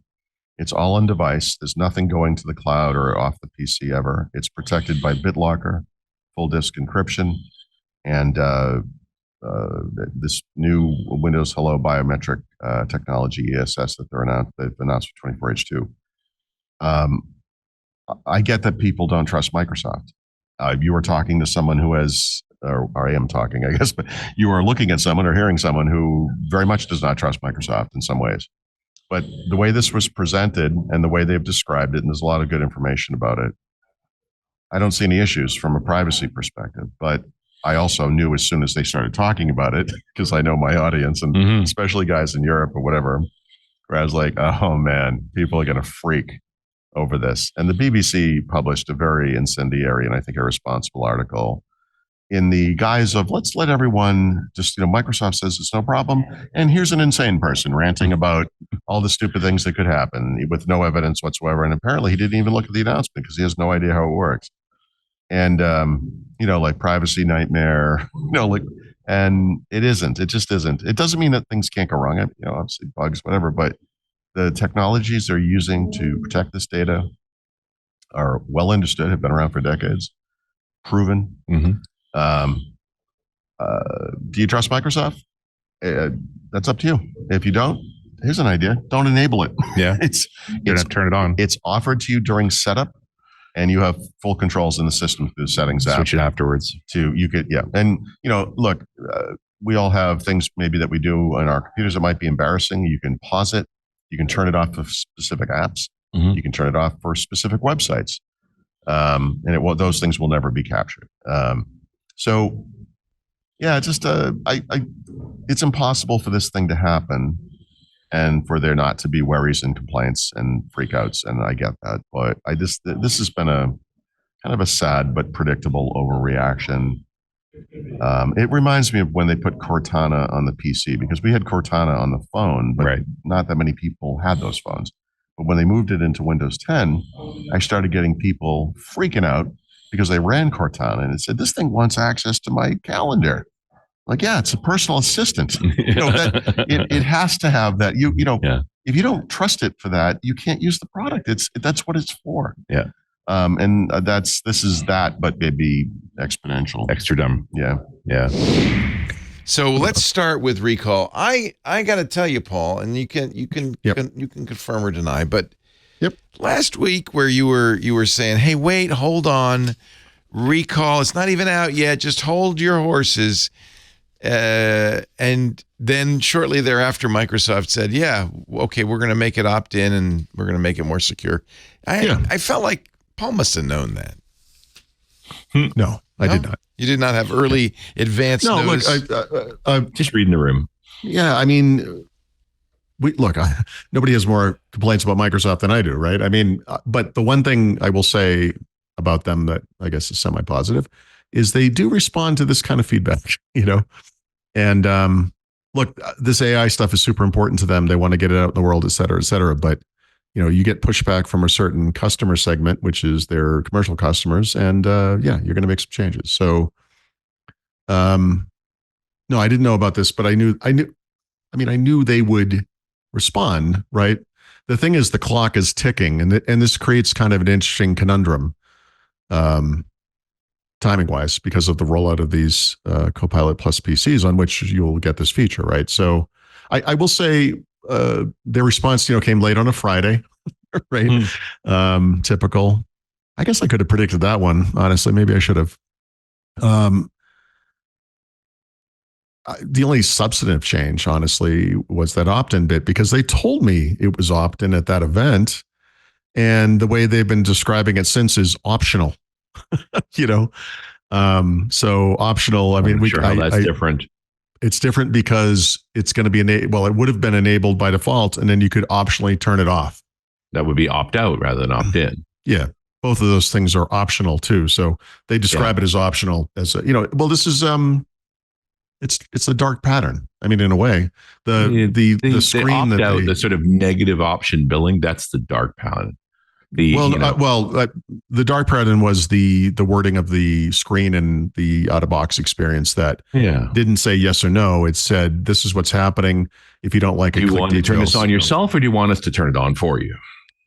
Asterisk, we are turning it on for you. Yes. I mean, that's important. And honestly, that's not unprecedented, but we live in a world where Microsoft is auto-enabling things like OneDrive folder backup, even after you've explicitly said no multiple times, right? Mm-hmm. So last week we talked about dark patterns, or 2 weeks ago, whenever that was, and I'd written an article about this, and the use of language to make it look like if you allow us to track you more, you'll have a better web experience. When in fact, if you allow us to track you more, we have more information to sell to advertisers, is the real reason we're doing that. And maybe those advertisers will tomart you with ads of things you've already bought. Yeah. So look, I very much disagreed and still disagree with all those people who bitched and moaned about this ahead of time, because that did not represent the shipping code, but specifically on Copilot Plus PCs. But you know what? This is like sometimes you do the right thing and have a bad outcome, and sometimes you do the wrong thing and you have a good outcome. So, do you think what Microsoft did is adequate? There's no way to know. See, here's the thing. So, still haven't seen it. We don't really. Yeah. know. We'll talk a little bit later about some of the Apple stuff, for example. So, in both these companies' cases, you make these claims, you're doing this thing, and it will get out in the real world, and things will happen. We used to experience this back in the day when beta testing versions of Windows was a formal thing that was well constructed and done over a long period of time, and everything seemed great. And then the thing got out in the world, and all of a sudden there were problems no one saw during the beta or anticipated or whatever. So I can't. No one can claim it's going to be fine, and we'll see. But this is too important for Microsoft not to get right, and I hope. I mean, I don't know. I hope they move quickly to fix whatever problems may come up. But the big thing to me, like I said, is just making it opt-in. That's how this should have always been. Certainly, the way the IT person looks at it is, tell me it's off by default, or that I can make it off by default. Yeah. So by the way, the IT story here is actually really interesting. Mm-hmm. IT can allow recall on a PC that they manage. They cannot automatically just turn it on. They can just say you can't have it, but it's up to the user. If it is allowed by IT to use it, IT cannot control it after that. It's this, yeah. Even though that's, it's the business's PC, and it's, we can talk about all that legality and whatnot, but it's interesting. Like I said, that it demands Windows Hello is an that is an interesting barrier. And not just Windows Hello, right? But ESS. Yeah. Yep. Yeah. So we'll see. Stuff. We'll see. Yeah. One of the promises of recall was that you would sign into a PC where someone was using recall with a different account, and it could be an administrator account. And, if you've ever done this on your own PCs, you could browse the file system, go into that person's account. It will give you a little warning, like you don't have the rights to access this, and you say, click whatever, give it to me. And then it spins a little while and you get in. And one of the promises with recall was that wouldn't work with the recall database, that this thing was private to that user. It was like basically per user encryption, right? Mm-hmm. And one of the things they changed, although again, this matches what they said originally, was user accounts on these PCs will be encrypted per user. So you can't do what I just described with recall, right? You can't, as an admin, get into that part of the disk. Yeah, I mean, that's what you said you were doing. So great. I think a lot of what they announced on Friday was like, but you already said you were doing that. Like this was what you said you were doing. So it's kind of hard to say how much actually changed, but the big one, opt-in, is that's such a huge victory. And it's it's the type of victory we haven't gotten in Windows. I can't even think of another example. I mean, much forever. at all. Yeah, it's been definitely sloping in the opposite direction. There's been more and more, and in fact, I don't know if this is in the notes, but the 24H2 does more of this as well, where for individuals they're requiring more and more Microsoft account to do anything. They really want to push you down this path, and that's true of recall. An NSA account, an Entra account. I'm not sure about the Entra bit, but I mean, for example, some of the Copilot Plus PC features, you get, free co-create and paint forever, unlimited number of images, but you have to sign in with a Microsoft account, Right. Well, try using a Windows 11 PC without a Microsoft account. Yeah, I mean, I would. The reason I signed in with a Microsoft account personally, well, there's a bunch of reasons, honestly. It does the auto encryption stuff and whatever, but there are, in fact, Microsoft products and services that I use that you have to sign in to use, like OneDrive, right? Mm-hmm. Or you could say, look, I'm going to use a local account. I know what I'm doing. Like, I'm going to secure it properly. But I want to use, whatever it might be, an Outlook app or Microsoft Office or OneDrive, like I said, at the Microsoft Store.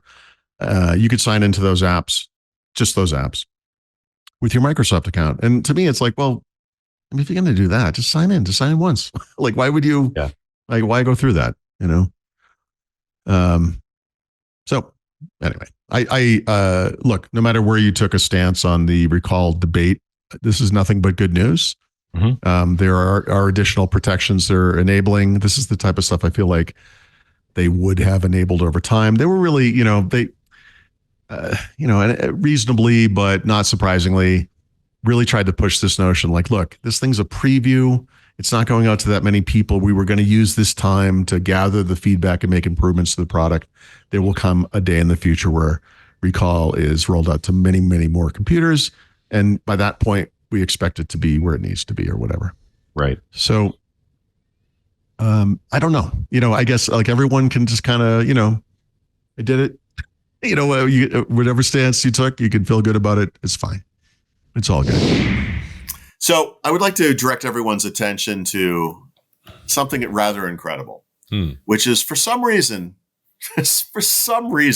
today, yesterday actually, but today, the Wall Street Journal published a story about how Qualcomm Snapdragon X based PCs can't play games. This is not timely. Why would Yang Ji, who I think we all know from the Wall Street Journal, that celebrated journalist, write a story about a 3-month-old processor right as Intel is launching new processors? And Intel has this exact marketing message. I mentioned this earlier, how they were beating this exact thing to death. Why would they do that? I mentioned earlier, I'm just throwing out ideas that Intel pays a lot of money to make sure that Qualcomm and, well, AMD mostly, but now Qualcomm, doesn't get any free rides anywhere. And I find this to be very suspicious. So here's one of the things I find suspicious about this article. It never mentions AMD. According to this article, there's only Intel, and now there's Qualcomm. And Qualcomm is terrible. Qualcomm does not play games. Half of the games that they tested did not run smoothly on Qualcomm. This is like a bizarre hit job from a business publication whose readers would never consider these computers to begin with. Why would they have written this story? I find this to be rather incredible. Like I said, you can search the article, how many times they say AMD, 0. How many times they said Qualcomm? If my memory serves, 14. Lot of dumping on Qualcomm in here, and they talk to experts who I believe were supplied by Intel. I might work for Intel. I'm not. I'm just throwing out ideas. I don't know what happened here. Like, I have no idea why this publication would write this article. It makes no sense. I'm just saying it happened exactly as Intel launched their new processor. This paragraph is like an ad for Intel. That's what I'm saying. It's crazy. Intel aims to introduce its own chips for PCs with Copilot Plus AI functions in September. Computer makers expect widespread sales of those Intel-powered models next year. At that point, gamers could purchase one of the Intel devices and avoid the Qualcomm ARM issue. Here's the thing. This is appalling. I think both of you guys will have experienced this, where you get up in the morning and you check your email. And there are some number of PR outreaches, some of which are so ludicrous you might read them aloud to your wife or your spouse, and you'll say, you're never going to believe this, but apparently Philadelphia is the second handiest city in the U.S., and I don't know why I got that PR outreach today. Hilariously, so did my wife. So we both got that one. But you ignore these things. I block them and I mark them as spam, or if it's a legit something, I just ignore it. But I think Intel reached out to Zhang Ji there and said, hey, we got a story. I might want to look into it. And they took the bait. And they also took a bunch of the copy, because this is word for word. What? Is it from an Intel press release? It sounds, does it not sound like it was written by Intel? Yeah. Seriously. Larry Shi, a 39-year-old gamer in Shanghai, said he'd wait for Intel. He doubted serious gamers would even consider PCs powered by ARM. ARM is silly. Am I right? They make toys with ARM. You can't play a lot of AAA games on a Mac either. So they mentioned, let's see. How many times did they mention Apple? Once. Yeah. How many times did they mention Mac? 3 times, actually. It does say, although a loyal following among non-gamers. Macs do enjoy a loyal following among non-gamers. I'm sorry, actually, Mac is only twice. Yeah. This is a hit job. This is a bald-faced, disgusting hit job. I honestly long suspected the Wall Street Journal of really being in the pocket. It's there for everyone to see. You can just read it for yourself and tell me what you think, because it reads like a YouTube influencer would do something like this, or like a blogger trying to make a name for himself or something. Like, this is disgusting. And it's in the Wall Street Journal. Yeah. It's not Bob's blog, Yeah. It's gross. And look, by the way, the central point is correct. I mean, actually, Copilot Plus PCs are terrible for games. Like, everyone who's reviewed one of these things has made that point. But why would you? Why would it need to be written? Like, nobody has these things. Yep. Nobody's like, I'm just going to see what Lunar Lake looks like, and I was about to buy it. Then I read this article, and are you kidding me? Crazy. Thank you, Wall Street Journal, for saving me. Yeah. I was going to try to play Sea of Thieves on my Qualcomm PC. And by the way, as a gamer myself, I read the Wall Street Journal for this kind of hard-hitting facts about games, because those guys, they're experts, That's who I go to. What is this? It's crazy. Oh, we do love a good Paul Thurrant. I wouldn't want to be the target of his rants, however. I hope you're enjoying our best of 2024 for Windows Weekly. Lots more to come. Happy holidays from all of us at TWiT. We continue with our best of with, this is one of the things I love about the PC marketplace. There are so many manufacturers. There's so many opportunities to do interesting things. Paul surprised Micah and Richard with a new Lenovo device that was, the best I can call it is wacky. And then this, I didn't know where to put this. I'm not even sure this is worth discussing. It's just insane, and I feel like it kind of deserves some attention. I don't do, I can't really do a hands-on thing, but I do have this laptop here. So there's this big, heavy, thick-looking thing that is a Lenovo ThinkBook that is like Surface Book in that The screen comes off, right? the screen comes off. Yeah, I saw those pictures. The difference is that the screen has a computer inside of it that runs Android, and it's a Snapdragon Gen whatever with 16 gigs of RAM and its own UFS 3.1 storage. It has its own webcams. It has its own everything. It's its own thing. And then in the bottom, there's a Core Ultra Intel, I think probably 32 gig of RAM, whatever SSD storage. Mm-hmm. And these two things are separate computers. And you can you can hit a button on it, and it's really quick. It just switches between the environments. And This is wacky. it's crazy. This is wacky. So, yeah. Yep. And I kind of want one now that you've described it. Like, that is weird enough that it makes me happy. The name is even wackier. In my I know opinion. the name is unnecessarily weird. It's not even clear if this is the full name, but it's ThinkBook. So they experiment with ThinkBook for some reason. This is something they've been doing for a while. Gen 5, meaning there were 4 gens of not this thing, but a previous ThinkBook Plus design that had different screens and different configurations.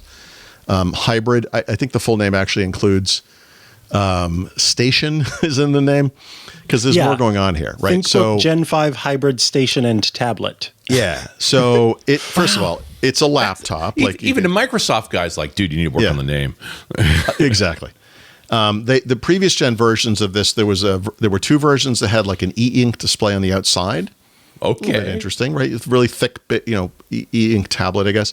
And then there was a couple of versions where they had an 8-inch tablet-sized screen on the wrist rest, which you could use in a dual screen configuration, either as like a Wacom style, writing surface, or just as a second screen, which was stupid and made no sense. But I give them a little bit of credit for experimenting. So now we have 2 computers, right? Each with its own resources, RAM, storage, cameras, blah, blah, blah, whatever. You can detach them. While they're detached or attached, you can use one or the other. This thing can be used as a standalone Android laptop. This is not an all-in-one. This is an everything in one. Yeah. So I'm struggling to figure out how I could just show this to you. But in addition to all that, you can integrate the 2 environments in interesting ways. So there's software in here that Lenovo So they can supplies. see each other, like they have a shared storage space.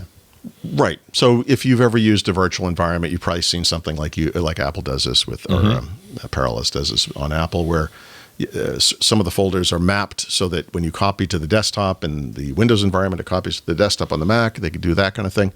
You can run the Android environment in a Windows as an app alongside your Windows apps if you want to do that. It's crazy. It's crazy town. So it's expensive, like north of $3,000 expensive. Oh, geez. Well, you are buying 2 computers in one. You are buying 2 computers. I've never met a performant Android tablet that didn't cost too much. Yeah, and I hate to be this guy, but I got to say the thing that's really compelling here is going to be when Apple does something like this with iPad and Mac. I can't imagine them doing it, but I know. But there's a stand. Oh, so I'd the be picture, there for it. There's a stand that comes with this. It looks like a weapon you would use in the Middle Ages to disarm like a mounted knight on a horse. And you it's kind of a weird setup. You detach the screen and you put it on the easel thing, the stand. Right. And then you have an external, like 29-inch display. You connect that to the base, which is a keyboard with a trackpad. This is absolutely the mode I'd be using it in half the time. Yeah, it's crazy town. Yeah. But it's also like, like this is actually kind of interesting. Yeah, it gets, you're right. It went from, are we jumping the shark, to suddenly, that's a cool looking shark.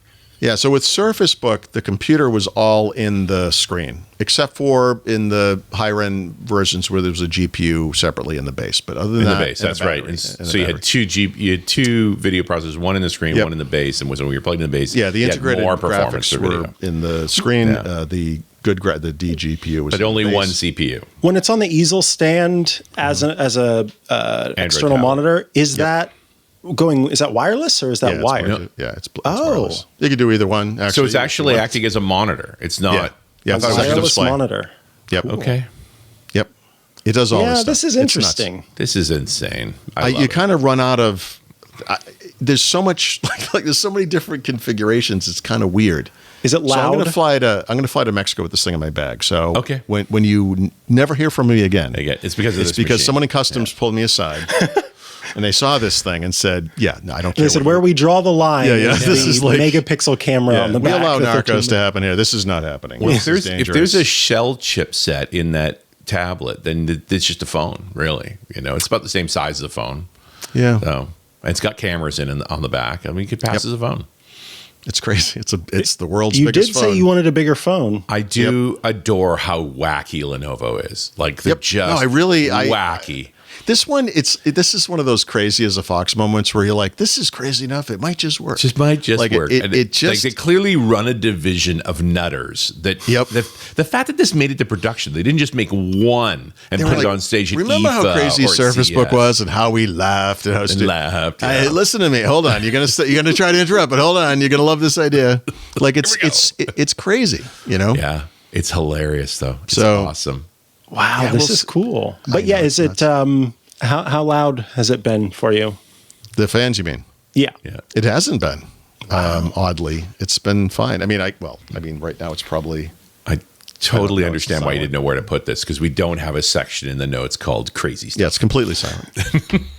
It's crazy. Yeah, crazy time. That's the new segment, the new weekly segment on Crazy Weekly. time. And it's all just Lenovo stuff. My big complaint about this thing as a tablet, the tablet is humongous, right? Yeah. But it's also a 16 by 10 display. So in portrait mode, it's it's tall and thin. That's nice. I do like 1610 though. I do too. For So it could be a for- tablet or a wireless display. Yes, and it can also be an Android laptop if you want. Right. Right. There's literally this button on the keyboard that switches, and it's instantaneous. I love that little switch button. It's crazy.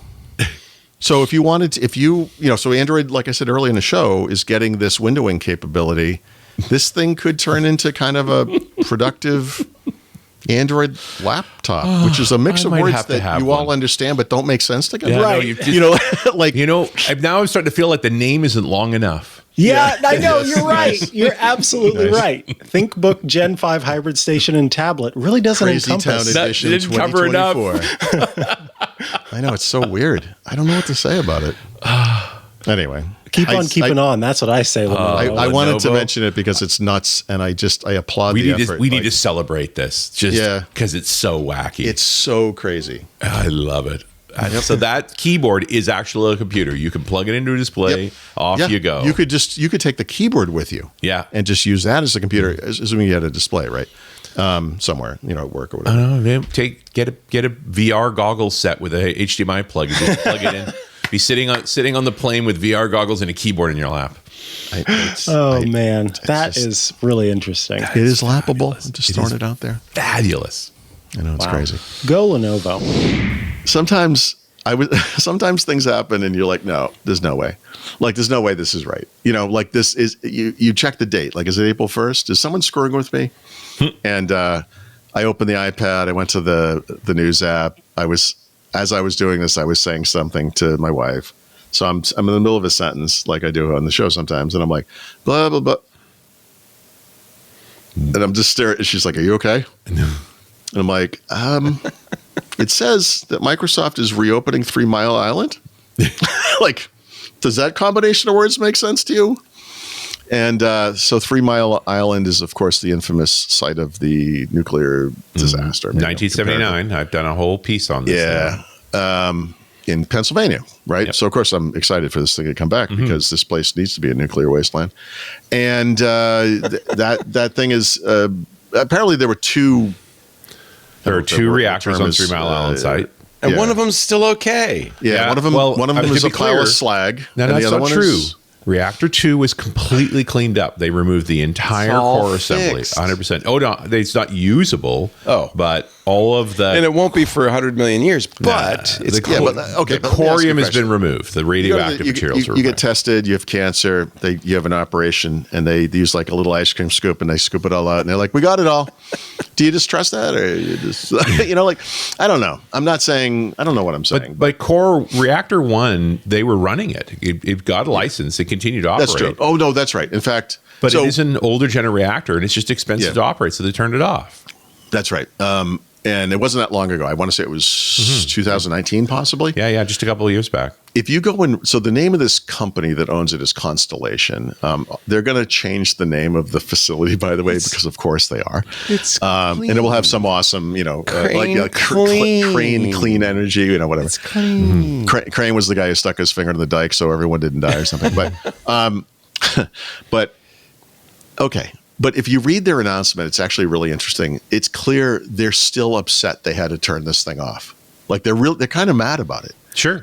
They lash out at other forms of clean energy. Nice. And the basic claim was something to the tune of whatever wind and solar has done in Pennsylvania for the entire duration that it's existed, we will surpass that energy savings or energy generation in 1 month. Yeah. Or whatever. I'm paraphrasing, but they were basically it's a gigawatt power plant. Like it's a lot. It does make a lot of electricity. It takes a lot of wind turbines to match that.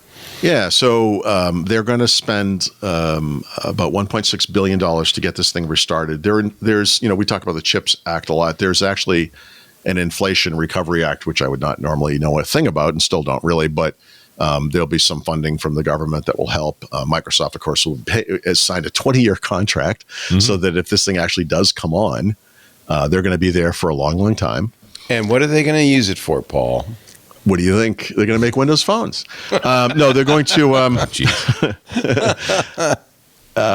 It's for AI. They're going to power over 700,000 homes. Oh, no, they're not. They're going to power one AI thing. Yeah. One data center. Yeah. Yeah. That's what it's going to do. How to make your technology look like an overlord in one easy step. It's funny because Pennsylvania is the state of coal, but there is another nuclear plant that is also running. Well, Pennsylvania has a brighter new future, Leo. We're also the state of fracking. So I don't know why you're still stuck on coal. Natural gas and coal. We've moved way past and apparently nuclear power. Yeah. But, I had the same reaction as you, Paul. Yeah. Pardon the pun. And we talked about it on Sunday on TWiT. And I was convinced that this is a good thing and that nuclear power is safe and clean and we need it. Desperately need the generation. I feel like it's kind of sad that we're putting all of this power into crypto and AI, which I'm not convinced. Which is actually a problem for that federal funding because that, of course, is designed to for things that will provide electricity or whatever to human beings to citizens, not to a single private company, right? Or a public company, but a non-citizen or non-state sponsored thing. So I don't know. We'll see if it happens. Apparently, this thing's in pretty good shape. They had inspected it years ago anyway. They of course are doing that regularly. It's not like they let kids drink there and tag inside and stuff. Like it's been any attempt to rename it would not go well. Chernobyl's back, ladies and gentlemen. Chernobyl's back, but that one's going to be Google because they're super evil.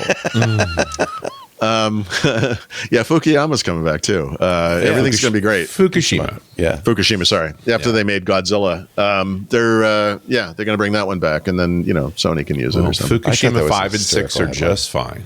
Yeah. So Anyway, I guess there are a couple of other nuclear power plants in the United States that were in the process of being decommissioned, and they might one or two of them might come back too. So fun. Yeah, another one in Pennsylvania, Susquehanna. Yeah, I mean, you get a book in the state, and then just make the whole thing unlivable. It's perfect. Back to the show, and now we give Paul Thurrant the stage because it's time for the long-awaited, much-loved Xbox segment. Xbox D. I have shocking news. Wait a minute. He's got it. Yeah. The backwards Halo. But not Halo. I don't have anything bad to say so awesome about Xbox this week. I'm delighted. And I even have two Xbox-related back of the book entries. What? For Tip and both for Tip. I know. Yeah. I know. Is this a live performance? Yes. It's a small audience, but enthusiastic.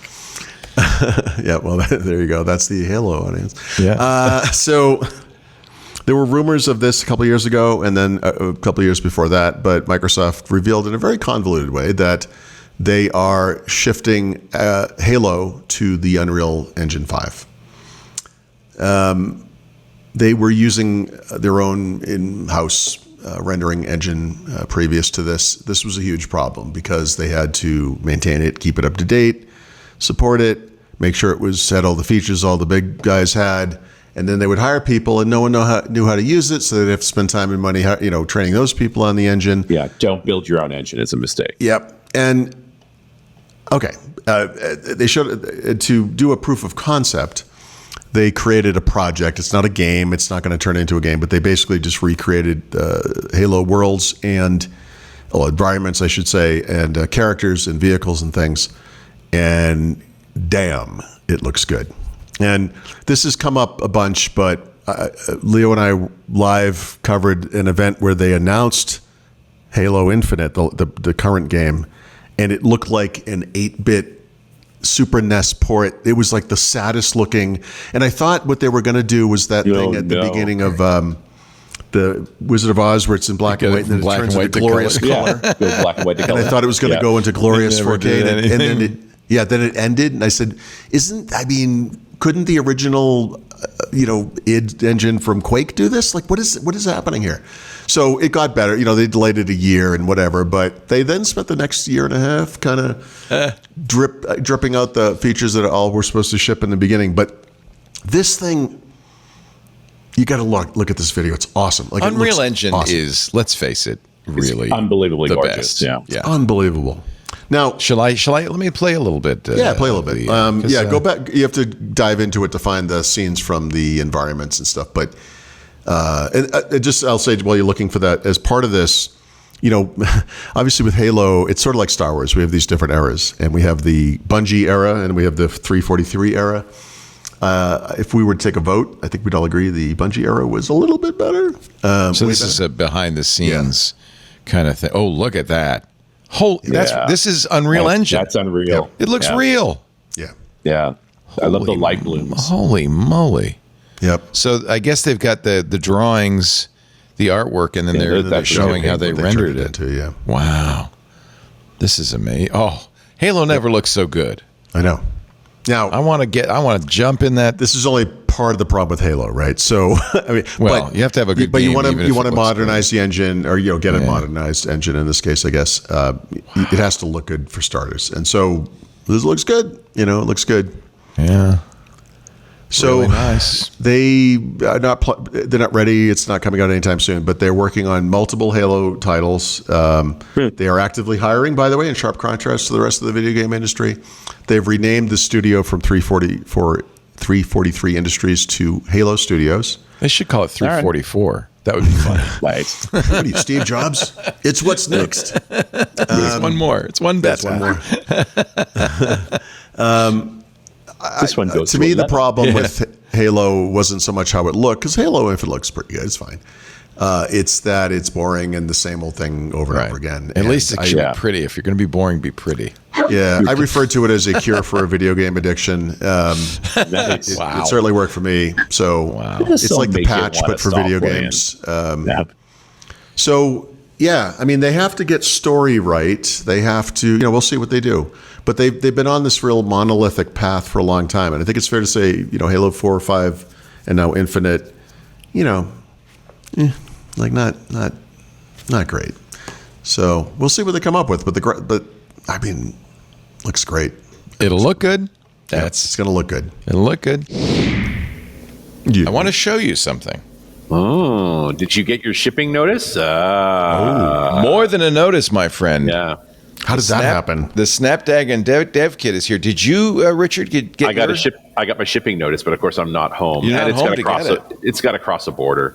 Can I unbox it? Absolutely. All right. Please. This is exciting. I'll show you. I didn't expect to do this until February.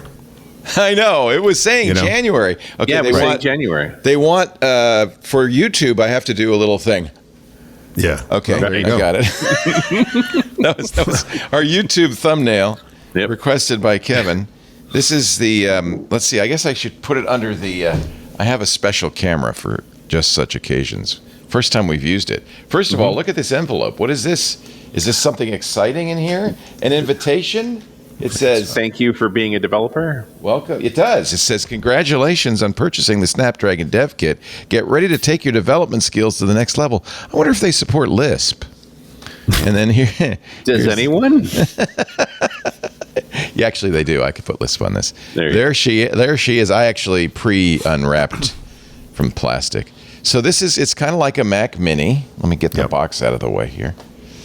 And I have it set up so I can plug it in while you guys talk about other things. That's fantastic.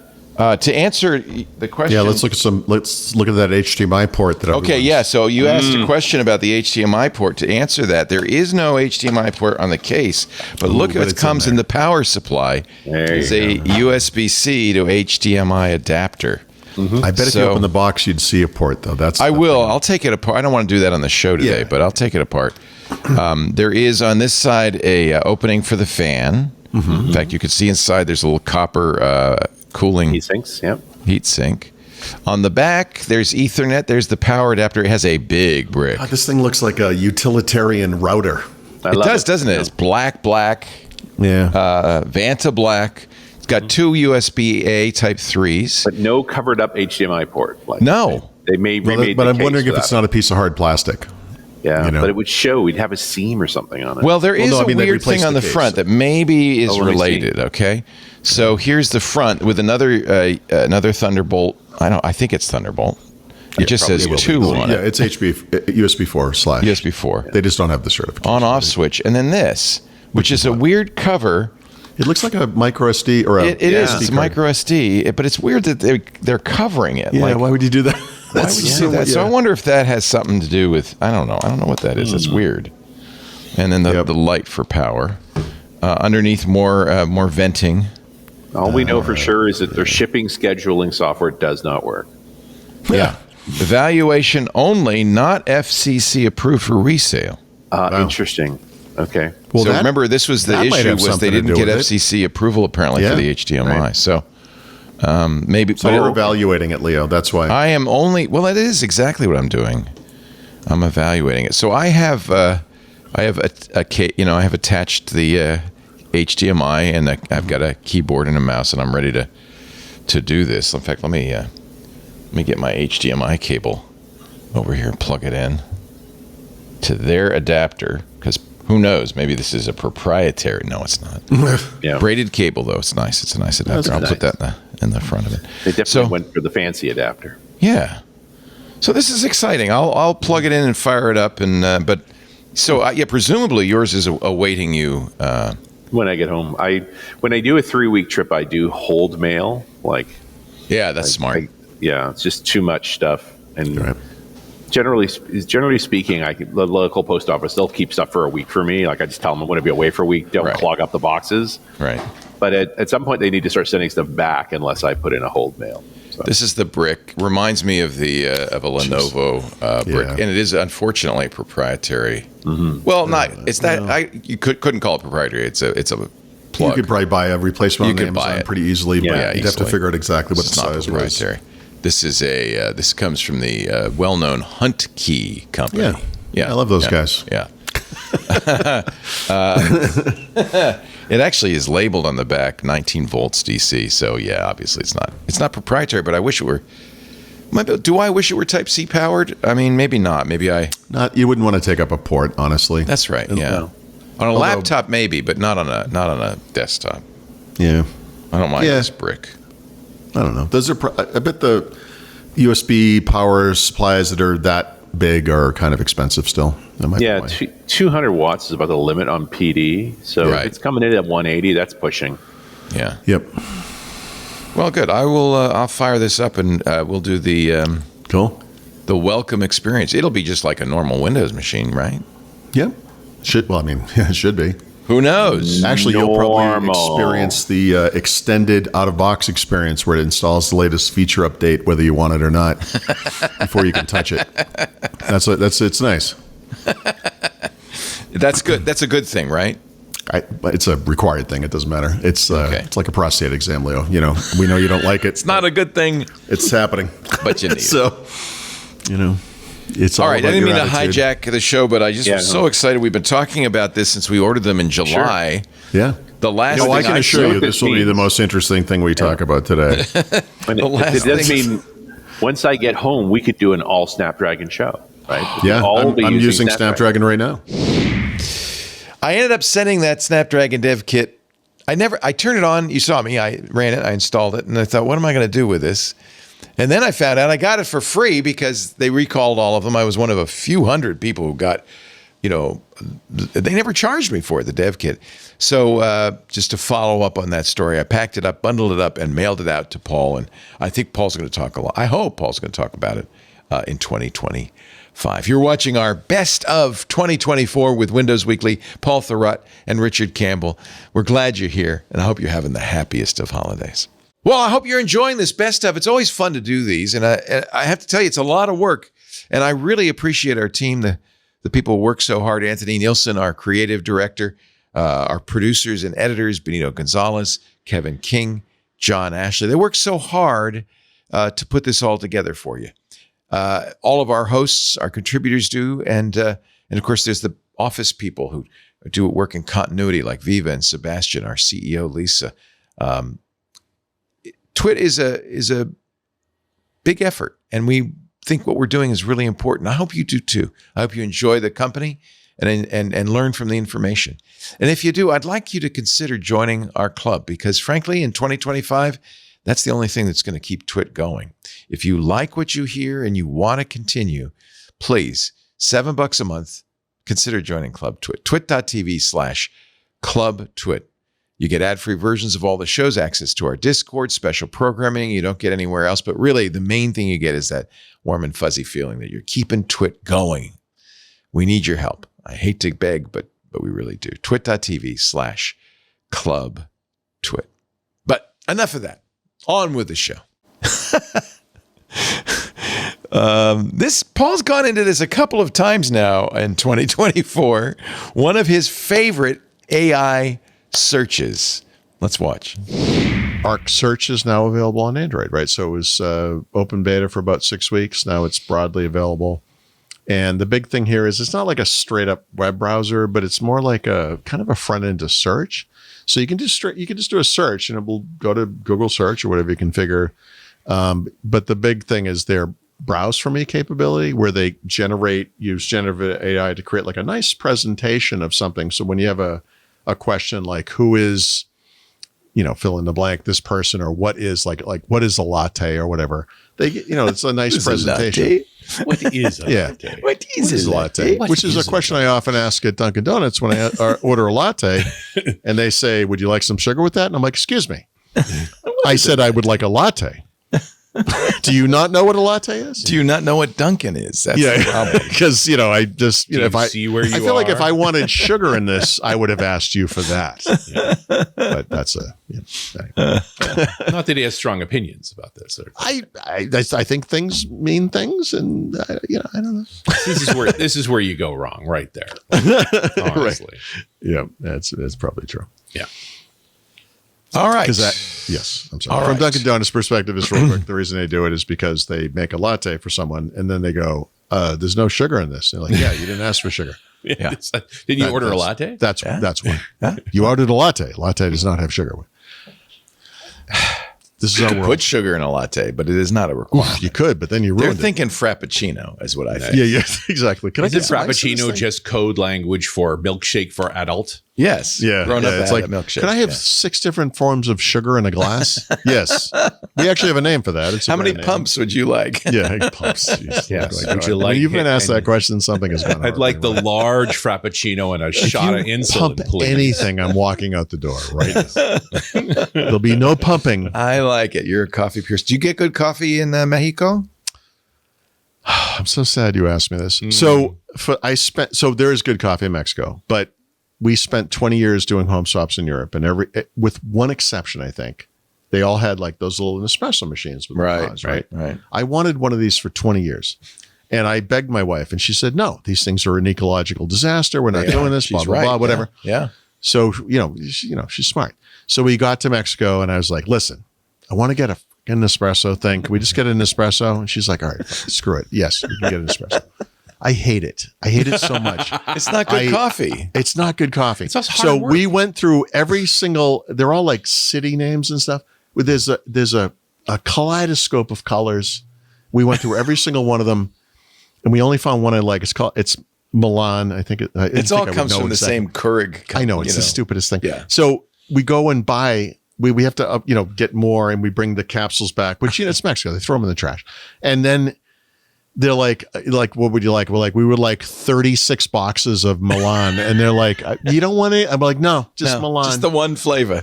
I hate it so much. So funny. I wanted one for so long. Get a Bambino. Get a Breville Bambino. You can make real espresso. But what would I be like if I was happy, Leo? You don't want me content. Oh yeah, that's true. It's it's better. I got to be honest. Better you're miserable. Better you're miserable. Yeah. But you're right. No, you're right. There's better coffee, but there, and I'm sure you can go out and get good coffee out the door. Oh no, there's fantastic. But one of the highest rated coffee shops in the entire city is like 2 seconds from her. It's stupid. It's Mexico is the home of coffee and chocolate. I mean, there's really good stuff there. That's true.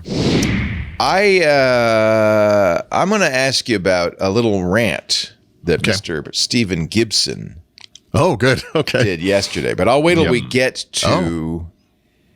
Now I want to guess what it was about. What do you think it was about? It's going to be. Was it about Windows as an open platform? That was a good one. Was it about Windows resiliency? No. Was it about recall and click to do? It was close. It was about the connected. Oh, the experience. Experience. Right. And I want to get some more. When we get to that, just say, what did Steve think of that? And I'll let you know. Okay. Yep. Sure. Because I want to get your input on it. Because Steve was irate, but I'm not sure he was. I don't think he understood the. That's what I think, but I don't think he understood what was really happening, which is kind of the problem there. But okay, we'll get to it. Well, that's what I want to talk about. But meanwhile, we can get to it right now. Do you want to talk about it right now? Well, so the idea is Microsoft 365 has a new kind of agreement. It's not really new, but it's not new. Yeah. Okay, but let me pull up his show notes because that's probably the best thing to do here. And I can. Well, I mean, actually, yes, right. To find out what he said, this ties right into my tip for 2 hours from now, which is about as vague as it gets, but he basically called it amounts disconnected experiences. Which gives you some idea of where he's going. Microsoft silently enabled AI training. No, for Word and Excel. Did not.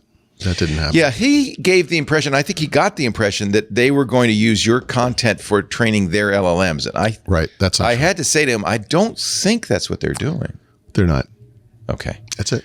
And look, just as a general statement, you've heard me say this before, there's so much to complain about with Microsoft. We don't have to make anything up. There's so much to complain about. He said in Microsoft's documentation, right. It says connected experiences that analyze your content. Connected experiences that analyze your content are experiences that use your Office content to provide you with design recommendations, editing suggestions, data insights, and similar features. Yep. It does say that. That's true. That's accurate. Yeah. Well, you know what it doesn't say? Use it to train AI because it doesn't do that. Yeah. It doesn't. It just doesn't. It also says that it will delete stuff for the most part. Most connected experiences don't retain your content after performing their function to help you accomplish a task. And this is, I think, another thing that kind of tickled his thing. Sure. But there are a few exceptions. In those cases, Microsoft retains the content for as long as your account exists, and it's used to support, personalize, or improve that connected experience. Yep, this is what Microsoft has been doing for probably 20 years. No, I mean it. I said any spell checker has to do this. Any grammar checker has to do this. This is nothing. Here's the problem. Like you have this flow chart, and the flow chart. The first question says, is Microsoft using your data to train its AI? Yes or no? And if you choose yes, there's this whole litany of problems that comes down. Right. And what we've done businesses don't want that. No one wants it, but that's not really the point. I mean, no one wants it, but that's not the point. But there is no path where we go down that direction. So the complaints that pile on top of that are meaningless. They're not doing it. So look, I wrote about it. I mean, and by the way, for whatever it's worth, the way I wrote this was not Microsoft is not training Copilot AI on your data. It's Microsoft says it is not training Copilot AI on your data. That's how I phrased it. Now, because how would we know?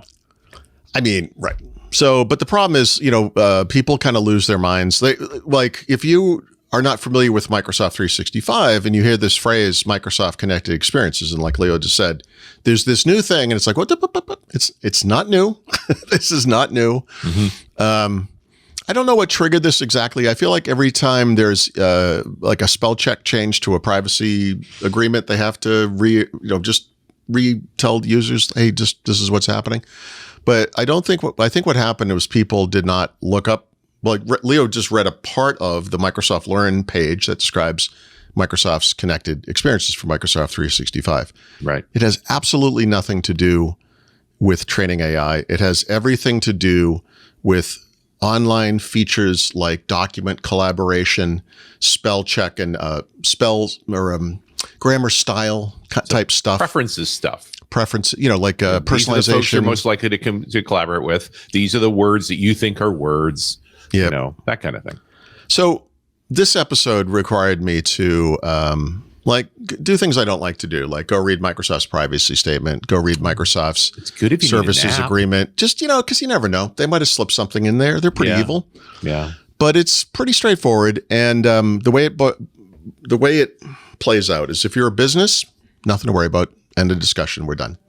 If you're a consumer, Microsoft does use the interactions you have with Copilot in Bing, in MSN, in the Copilot app in Windows 11, and oddly, in the interactions you have with advertising. In other words, if you click on something for like a preferences-based thing, right? They do actually train its AI on that. However, you can opt out of it if you want to. It's actually a pretty straightforward process. If you pay for Microsoft Copilot, I always get the name of it, Pro, which is the consumer version of Microsoft 365 Copilot, they do not train anything that you do. They leave you alone. So that's the end of that's it. That's the whole story.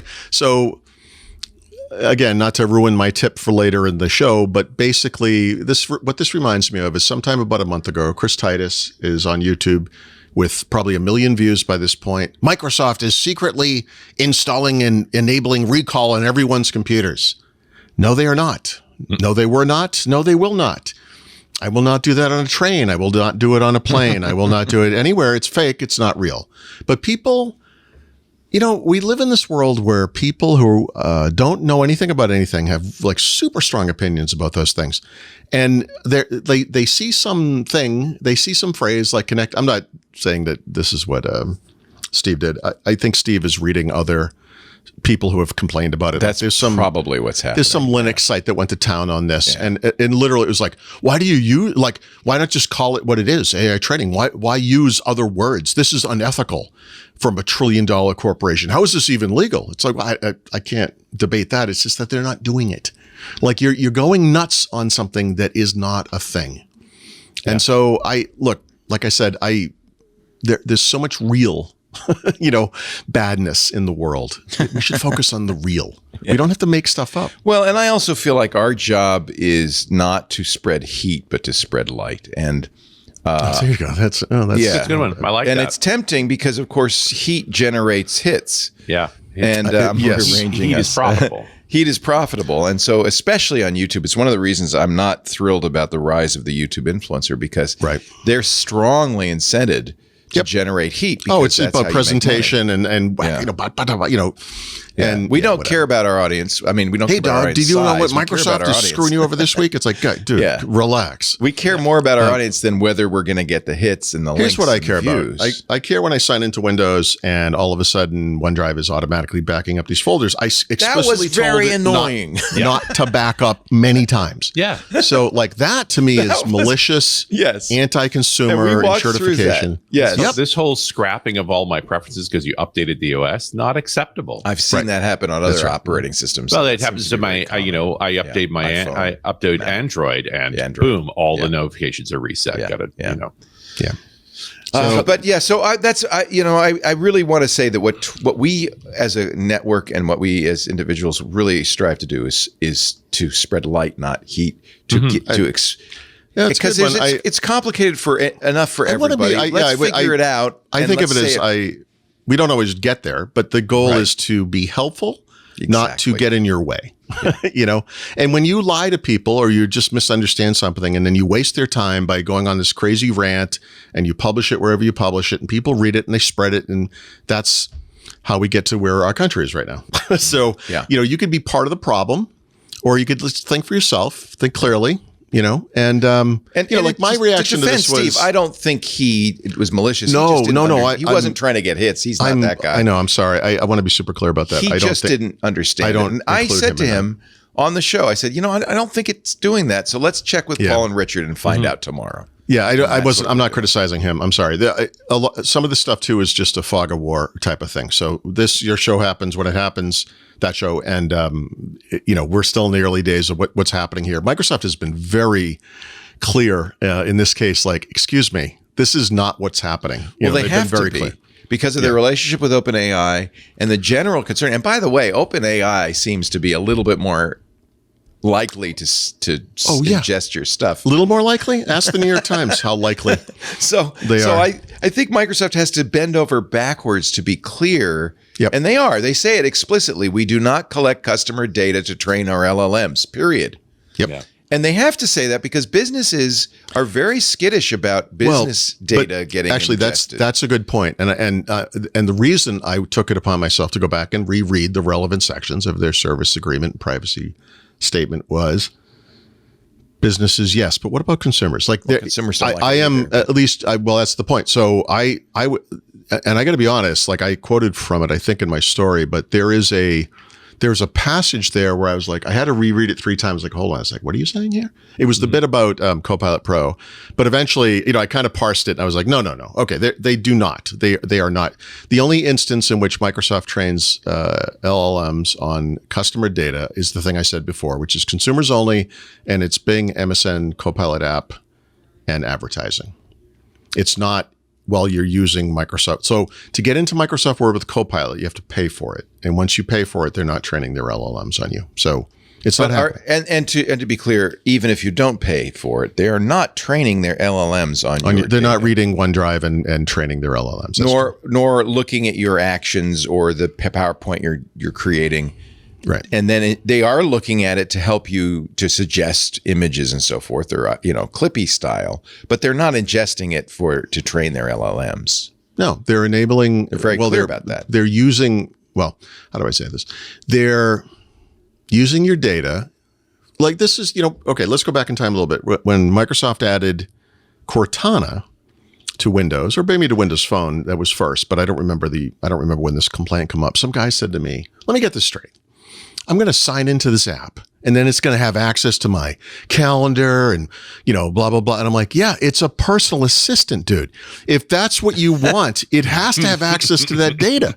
You know, like, he was outraged by this. This is a pretty common panic. Instagram changes their terms of service and so forth. And people go, oh my God, they're going to sell our pictures. But they have, I think it's a misunderstanding about what permissions a piece of software needs in order to do its job. Mm-hmm. And what it does need to do is read your data. I'm not gonna get this correct off the top. So this is like, we talked about this last week to some degree. There's this notion that there's 2 windows, essentially, right?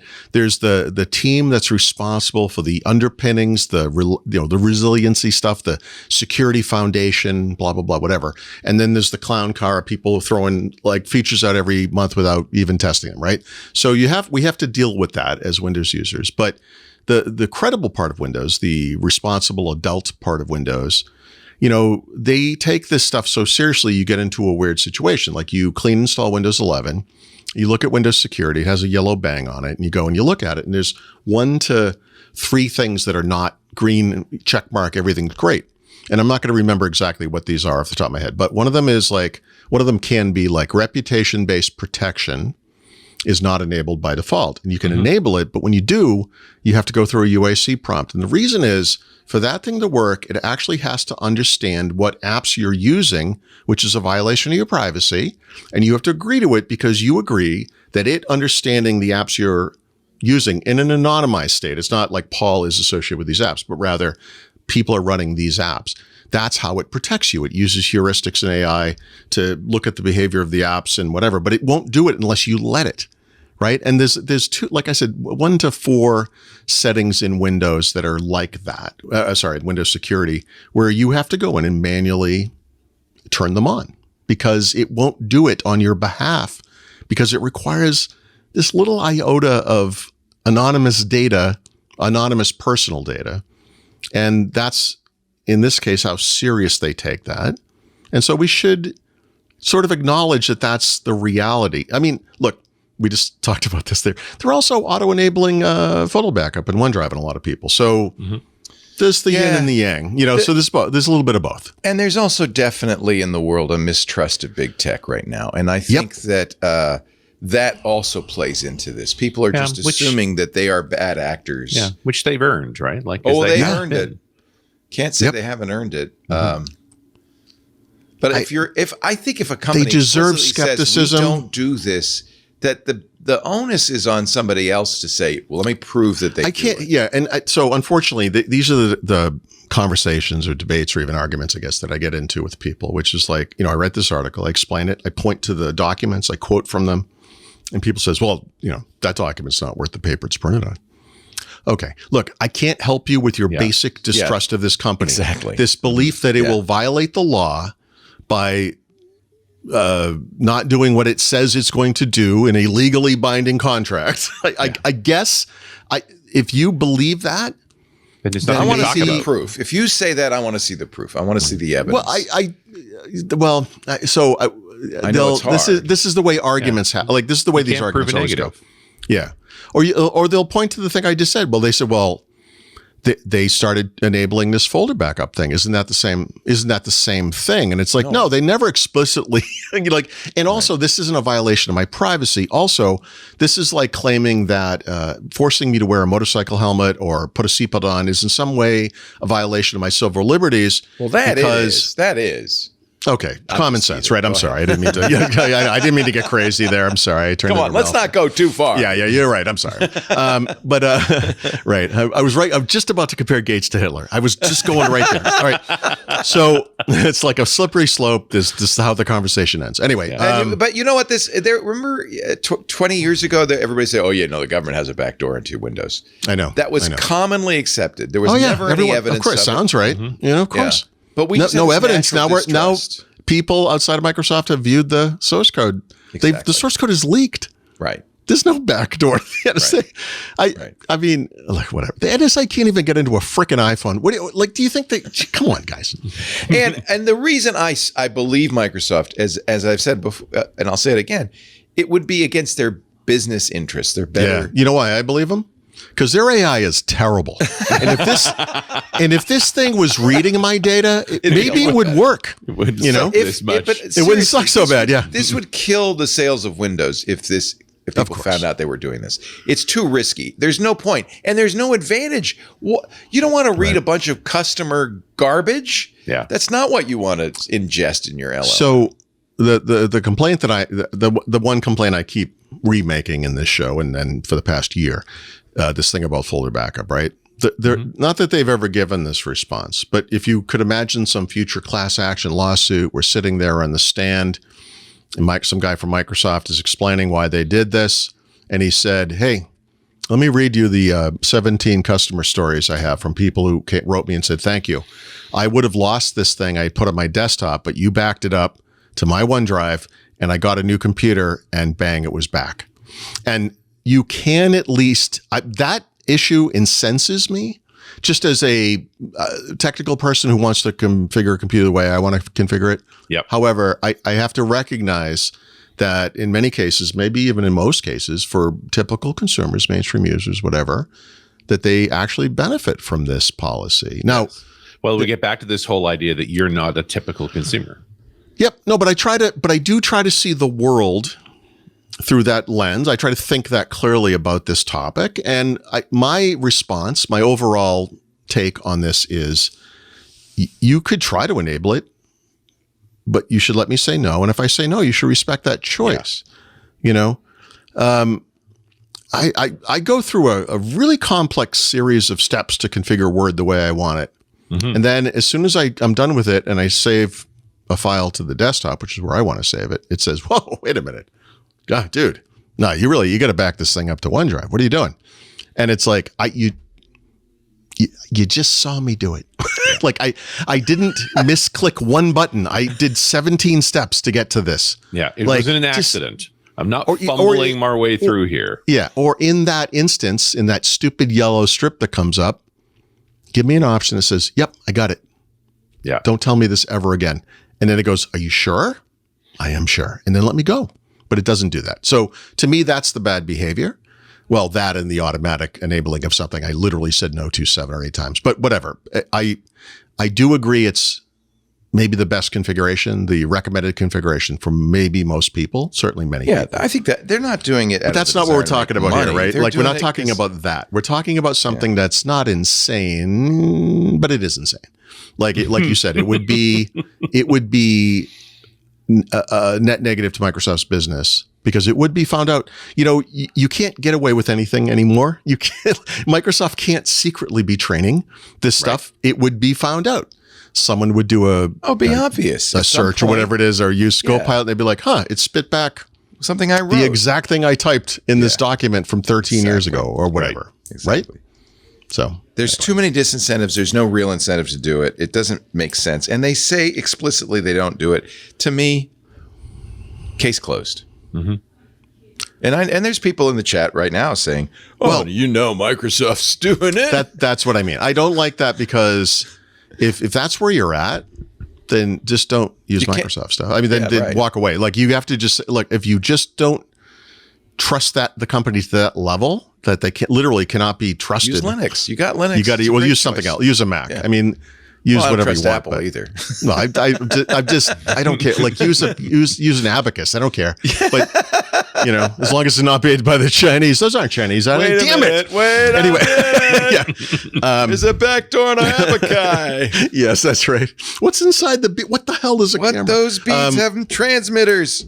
I don't know. I can't solve all the world's problems. I have my own problems, but this one, I guess my point was I have a healthy distrust. That's a strong word, but a wariness certainly of Microsoft. Skepticism. Thank you. That I did the work. I looked. Did something change? I don't see anything in there. So, Paul, you want to kick us off with the top story, the Intel blockbuster news? Yeah, apparently they announced new GPUs. Everyone's been looking forward to these, and dear God, I'm just kidding. Who cares? So, I feel like the big news? Yeah. Well, yeah. Apparently on Sunday, the Intel board of directors gave Pat Gelsinger a no-win situation. You could retire or we'll just fire you. So because he said he retired as of right now. I mean, which usually is the sign, right? A real retirement has a replacement in place, Yeah. I have a cardboard box with all my things in it and I'm retiring. Bye-bye. Yeah, exactly. So this is actually, I think it is kind of sad because Gelsinger was brought in just a few years ago. He is a designer. He's been there. He was under Andy Grove back in the day. Mm-hmm. He's an engineer, knows Intel's business, and charted, I think, the proper course, which is separating this. And this is what Ben Thompson's been talking about all the time on Stratechery, this integrated business into fab and foundry. Yep. But I guess it wasn't moving fast enough for the board. I don't think he's the one capable of doing it. It's a disruptor's play. Right. Yeah. And really, there's only two outcomes here for Intel. Actually, there's one outcome. They get dismantled. You're going to get dismantled. Are you going to keep the name or not? That's it. He seemed to think that, Intel was better together. Right. Yeah. But that's I also the argument, wonder, right? Yeah, I think we're going to learn more about this over time. I don't think we've seen the full story here yet. I think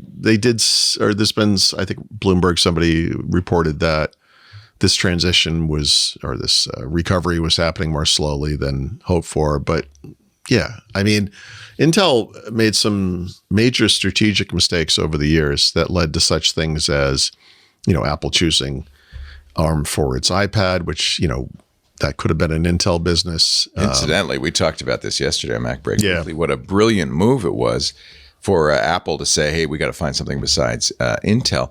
The same thing they did with PowerPC in years Past. Yeah. There was an interview with the chairman, or not an interview, it was his autobiography, the chairman of TSMC, who said, we started this conversation in 2011 with Apple. Yeah. No, I mean, Intel, that from my perspective on the Windows side of the fence, the big Intel crime, which has been ongoing for 20 years, is ignoring repeated pleas from Microsoft mostly to create more efficient CPUs for computers, to make these things over time more device-like. Yeah, they did. And that sort of proves my point. Yeah. The low power chips they made are and were, garbage. So that was the beginning of Apple's transition away from Intel. Intel, compared to the Power PC consortium, like the Motorola, IBM, whatever it was at the time, was well done and the right move at the time. But then Apple saw that Intel wasn't keeping up with where it wanted to go. Yeah. Look, I think Microsoft Ben hasn't been Thompson's analysis successful on this, that you needed the mobile market to justify the cost to modernize your fabs, right? Yeah. To go to extreme and Intel ultraviolet, tried. which is incredibly expensive. Well, but did they? They didn't They really. did scale, right? But scale failed. Yeah, They they you gotta walked sell away from billions for that to make sense. And you're not selling it. They tried to get it. They had wireless chipsets for a while. They had ARM chipsets, by the way, for a while. Yep. Which I think was Xscale a ARM chipset or not? I don't remember. Maybe not. They tried different things, but it was always kind of half-hearted. They were always like, look, more megahertz.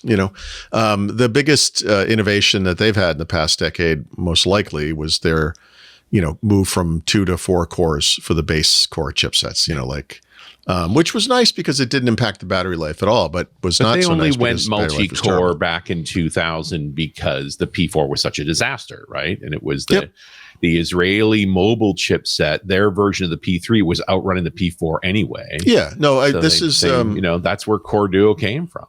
Right. So look, at least they had something to fall back on. They owned this little company in Israel. They had a good new architecture. It worked. They got lucky, but they got outmaneuvered by AMD with the move to 64 bits. Yep. We're embarrassed by and enraged by the fact that Microsoft adopted x64, and then they had to put it into their own chips, which didn't like to see that. But then the next 20 years happened. I mean, they just haven't kept up. And The irony is the board probably cares more about Intel being kicked off the Dow than any of that. Well, it is. You pretty got to fire the guy who got you kicked off the Dow. Yeah, that's like, but Pat. But was he, or was it not his predecessor or two, right? That led to this. This is a few years ago. He adopted a mess, right? Yeah.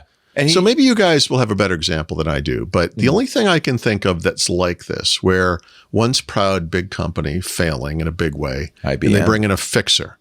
Nokia with Stephen Elop, and Yahoo with Marissa Mayer. Yeah. And in both cases, those did not go well. No.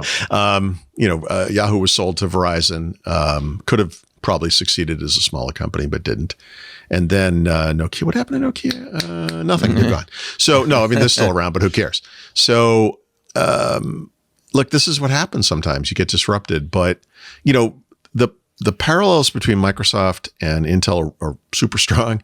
Microsoft had this other thing to turn to when what used to be their primary business started stagnating and then declining, which was in their case the cloud. And Intel should have and could have made that transition as well, and didn't. And they weren't there for mobile, and they're not there for IoT. And remind me what else is that's everything. No, so AI. They missed AI. Which is data center / yes. Right now, Intel is still through inertia the big fish in the smallest of platform ponds there is, the PC, and that market's not going anywhere. It's just sorry, Their approach, which is the vertical integration approach, makes sense because they started it. Right? They basically invented this business back in the 70s and 80s. But vertical integration only makes sense if you are continuously innovating.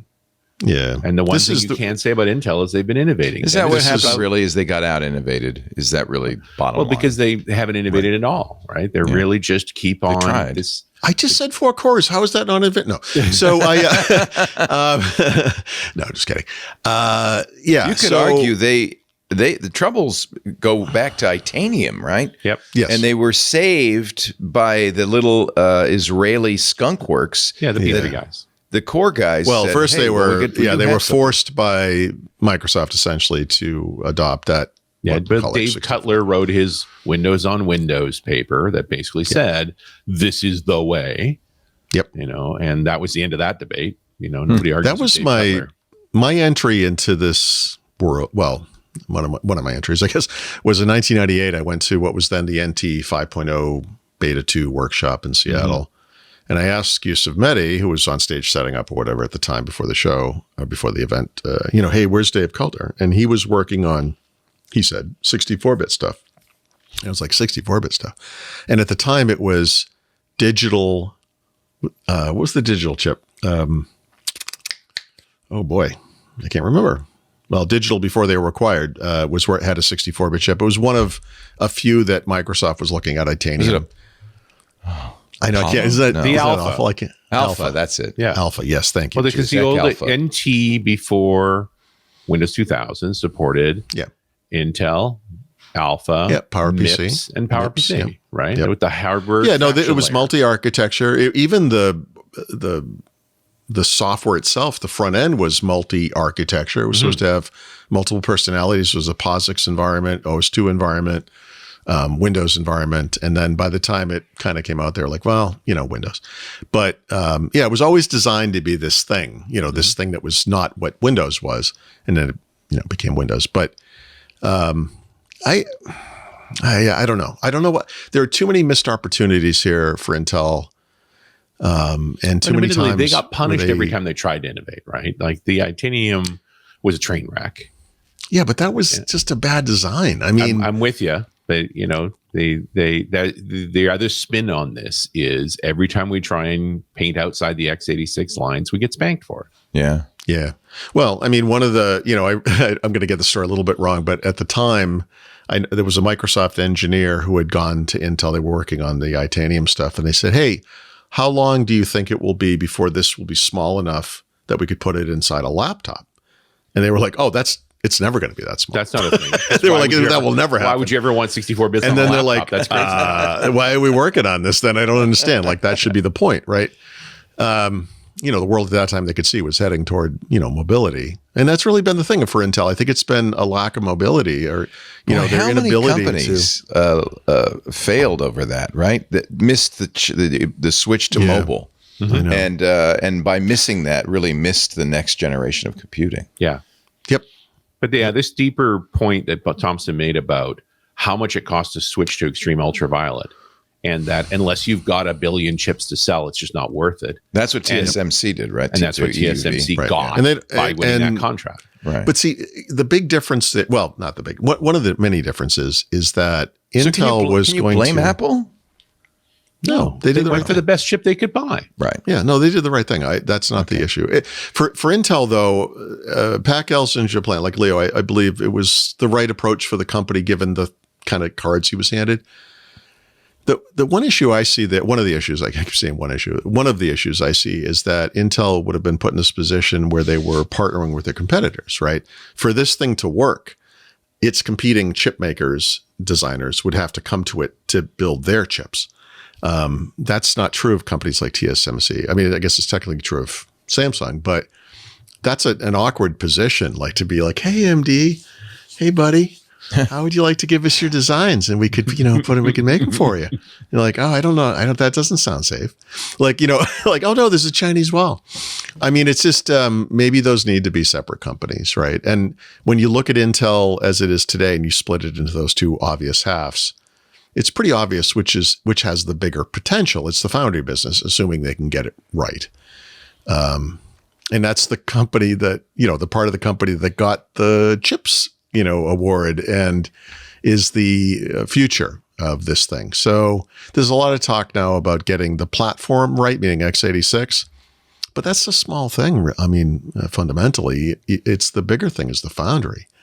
And so much investment, so much money, and I don't know that they're ever going to get there. No.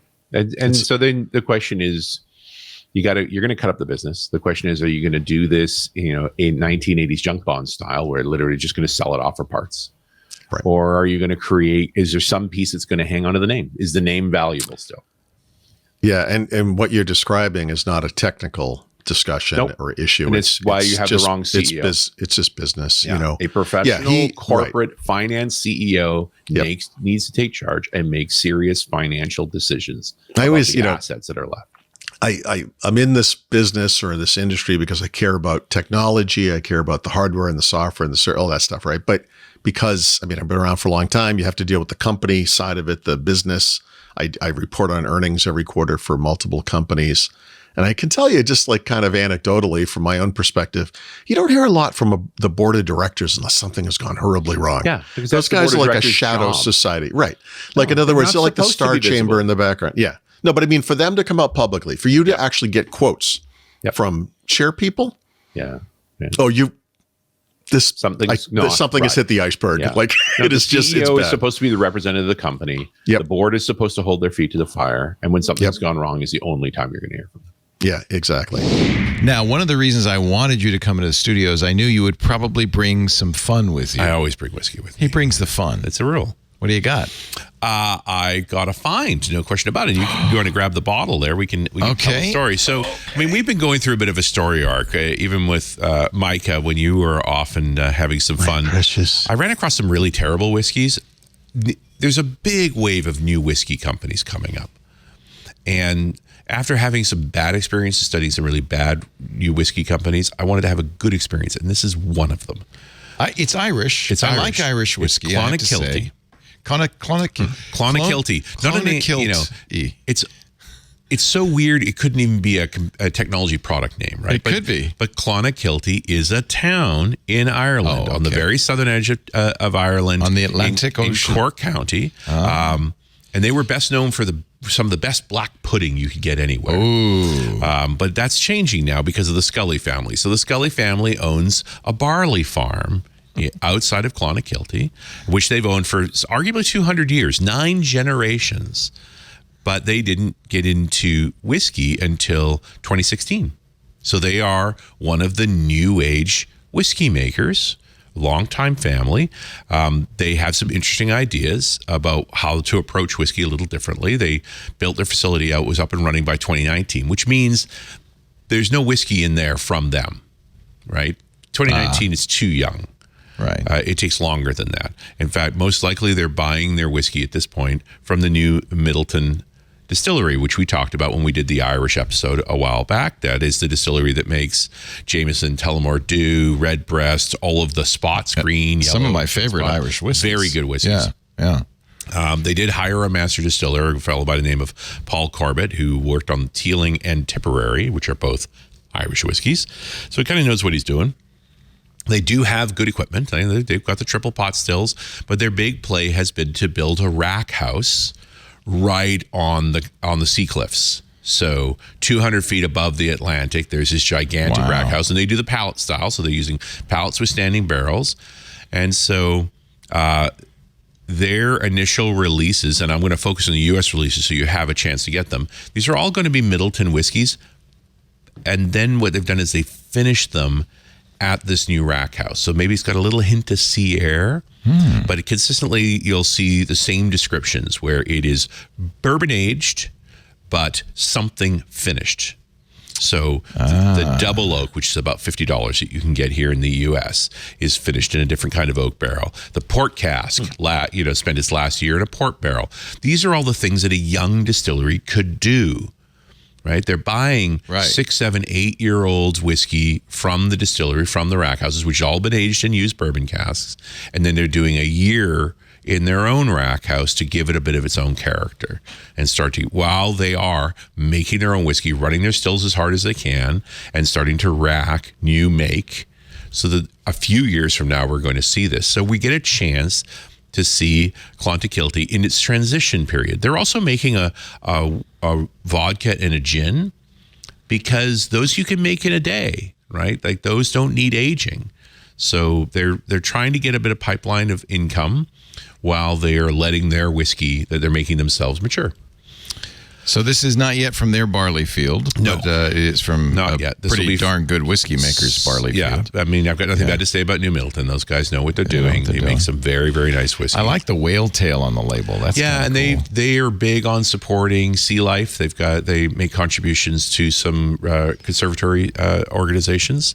They talk about some stuff. Like, I was reading some of the details of the way they're making their whiskey, and you know that when it comes off the still on that third distillation, Irish whiskey tends to be very high, 87, 88, even pushing 90. And so you don't barrel it that high. It's too much of a solvent. It'll rip stuff out of the wood. It'll make everybody sad.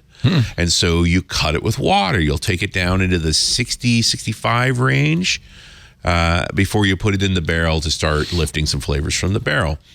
And so they got this idea they call gentle cut, where they're introducing water slowly to it, I guess. I mean, I don't know why the whiskey would care, but they went, I study bottles. Be gentle with my whiskey. I study bottles pretty carefully. You see, they even put right on it. Gentle cut. And now it's chill filtered. Yeah. Well, non-chill filtered. Non-chill. That's removing the flocculation from the product, right? So, I mean, this cask number 3512 was probably that's the barrel that they got from Middleton, right? And which obviously had been aged in bourbon for X number of years. It's not cask strength, though. Well, it's at 52.4. It's a little high. So that's pretty high. So I think they cut it. They came out of the barrel in whatever state it was in. They threw it in a rum cask. Now they don't specify exactly for how long, but probably a year. That's kind of typical. It's not very dark. It's kind of a light finish. But that also means they didn't put any caramel color in it. Oh, I like that, frankly. And I mean, you'll get more color if you put it in a port cask, because the port imparts some color to it. It looks like rum. Yeah. I mean, it's kind of rum-ish, isn't it? Like a light rum, yeah. So I hear there's some Glencairns around. I think we could give it a shot. So there are 3 whiskeys that you can get in the U.S. I mentioned the double oak and also the port cask. They also have what they call a single malt Bordeaux. So they finished it in Bordeaux barrels. Nice. This is none of those. What is this? This one you cannot buy. This is what's called a private barrel select. I got this from a specialty shop, which has done the rum finish. They are partnering with a lot of other distilleries and breweries to make special editions in the U.S. to try and get introduced to the U.S. market early with these special editions before their main production starts. So they're doing all the marketing things to establish a market. But let's see what we got. Skull. I got. It's an Irish, kind of a cereally nose. I like it. That's my tasting note. Oh, I like it. It's yummy. No bite on the front. No. Right? Yeah. Just came in there. I almost got a bit of fruit going on, like a little pear. Very smooth. Yeah, very light. Yeah. And then a heat going down. Like when it gets down there, you're like, oh, I've drank whiskey. Not only that, but I've drank 54%. This is remarkably gentle. Yes, for surprisingly 54. gentle for that. Yeah. It's quite good. We're not prepped for this, 52.4. I would normally at this moment take a little bit of water, maybe 2 drops, put it in there and see what happens. Gently. Yeah, just to see where it goes. Well, we can do that now because it's over. Because the show is over. So I got... Sorry, Paul. He looks so left out. Clonakilty is new into the U.S. market. You can find a few bottles around. They're running in the $50 range. It's quite good for 50. I think that's great. Knowing that it's actually one of the new Middleton whiskeys, which are all very good, and they've done their own finishing. Me of Middleton. It definitely has that. It has that style. kind of little Jameson, although I'd say less heat than Jameson, honestly. It's quite good. Tasty. As much as I always thought I'd only introduce to whiskeys that I loved. I have now brought a few to the table that I'm like, don't buy this. But this is one I'm like, this is new to me. I would think keep it's this excellent. around. I think it's very keep this drinkable. in the house for anybody who came over and wanted to. And it makes me happy that there are new whiskey makers making good new whiskey. No kidding. And when they start actually making their own whiskey, we'll have to see what they make. Yeah. Very curious. Would that make a difference if they have their own barley and their own distillation? Well, I think there's no substitute for 5 years in a barrel in their warehouse. It's the finishing that really matters. So the finishing makes a big difference, but the Isleys, because they're so close to the sea, consistently they talk about those sort of salty notes, those kinds of flavors, as opposed to Highlands that are furthest from the sea. Right. This is one, most Irish warehouses aren't near the sea. This is pretty much the only one that close to the ocean. So they may have something unique. Sea air, and it's consistent temperature probably. It's stabler, right? Yeah. So they have a possibility. Yeah. But it's going to, we're 5 years away from knowing. No peanut butter flavor, though, Paul. I'm sorry. It's bad. I can't taste a chocolate anywhere. I don't taste cinnamon. It just tastes like whiskey. Okay. Disturbingly like whiskey. He's hung up, hasn't he? He's so annoyed with us now. He's so pissed off. He says, I have nothing to do with it. That's Richard Campbell. He brings whiskey whenever he comes, and it's always nice to see you. It's been a while. You haven't been in the new studio. Nope, it's the first time in the new studio. Last time we saw each other in person, we were on a cruise ship. Oh, the cruise. I forgot. Yeah. Where we all got COVID. That was fun. Including my wife. Yeah. Thank you, Richard. So nice to see you. Safe trip home. Not too much of the Clonakilty before you leave, although you can have lunch in the other room. I appreciate that. I think that'll help. That Clonakilty was very good, by the way. I still have a little if you want to come over and celebrate the holidays with us. We're so glad you did celebrate the holidays with this Best of Windows Weekly. We take great pride in the show that Paul and Richard put together. It's just such a great show, and we're so glad you watch. We're glad you could watch today. Now, I got to tell you, next week it's New Year's Day, and Paul and Richard will probably still be celebrating, so we're going to wait a little while. But we will be back with our first show. When is our first show of 2025, Anthony? Is it January 7th? Let me look at a calendar. Plus, it's the 8th. Yeah, we're checking now. Math is hard. Anyway, we will be back next Wednesday. How about that? With a brand new, not next Wednesday, a week from Wednesday. How about that? With a brand new Windows Weekly. Have a great holiday. We're so glad you could be here. So glad you watch. And I wish you and yours the best of the holiday season and a wonderful new year from all of us here at the TWiT Network. Bye-bye.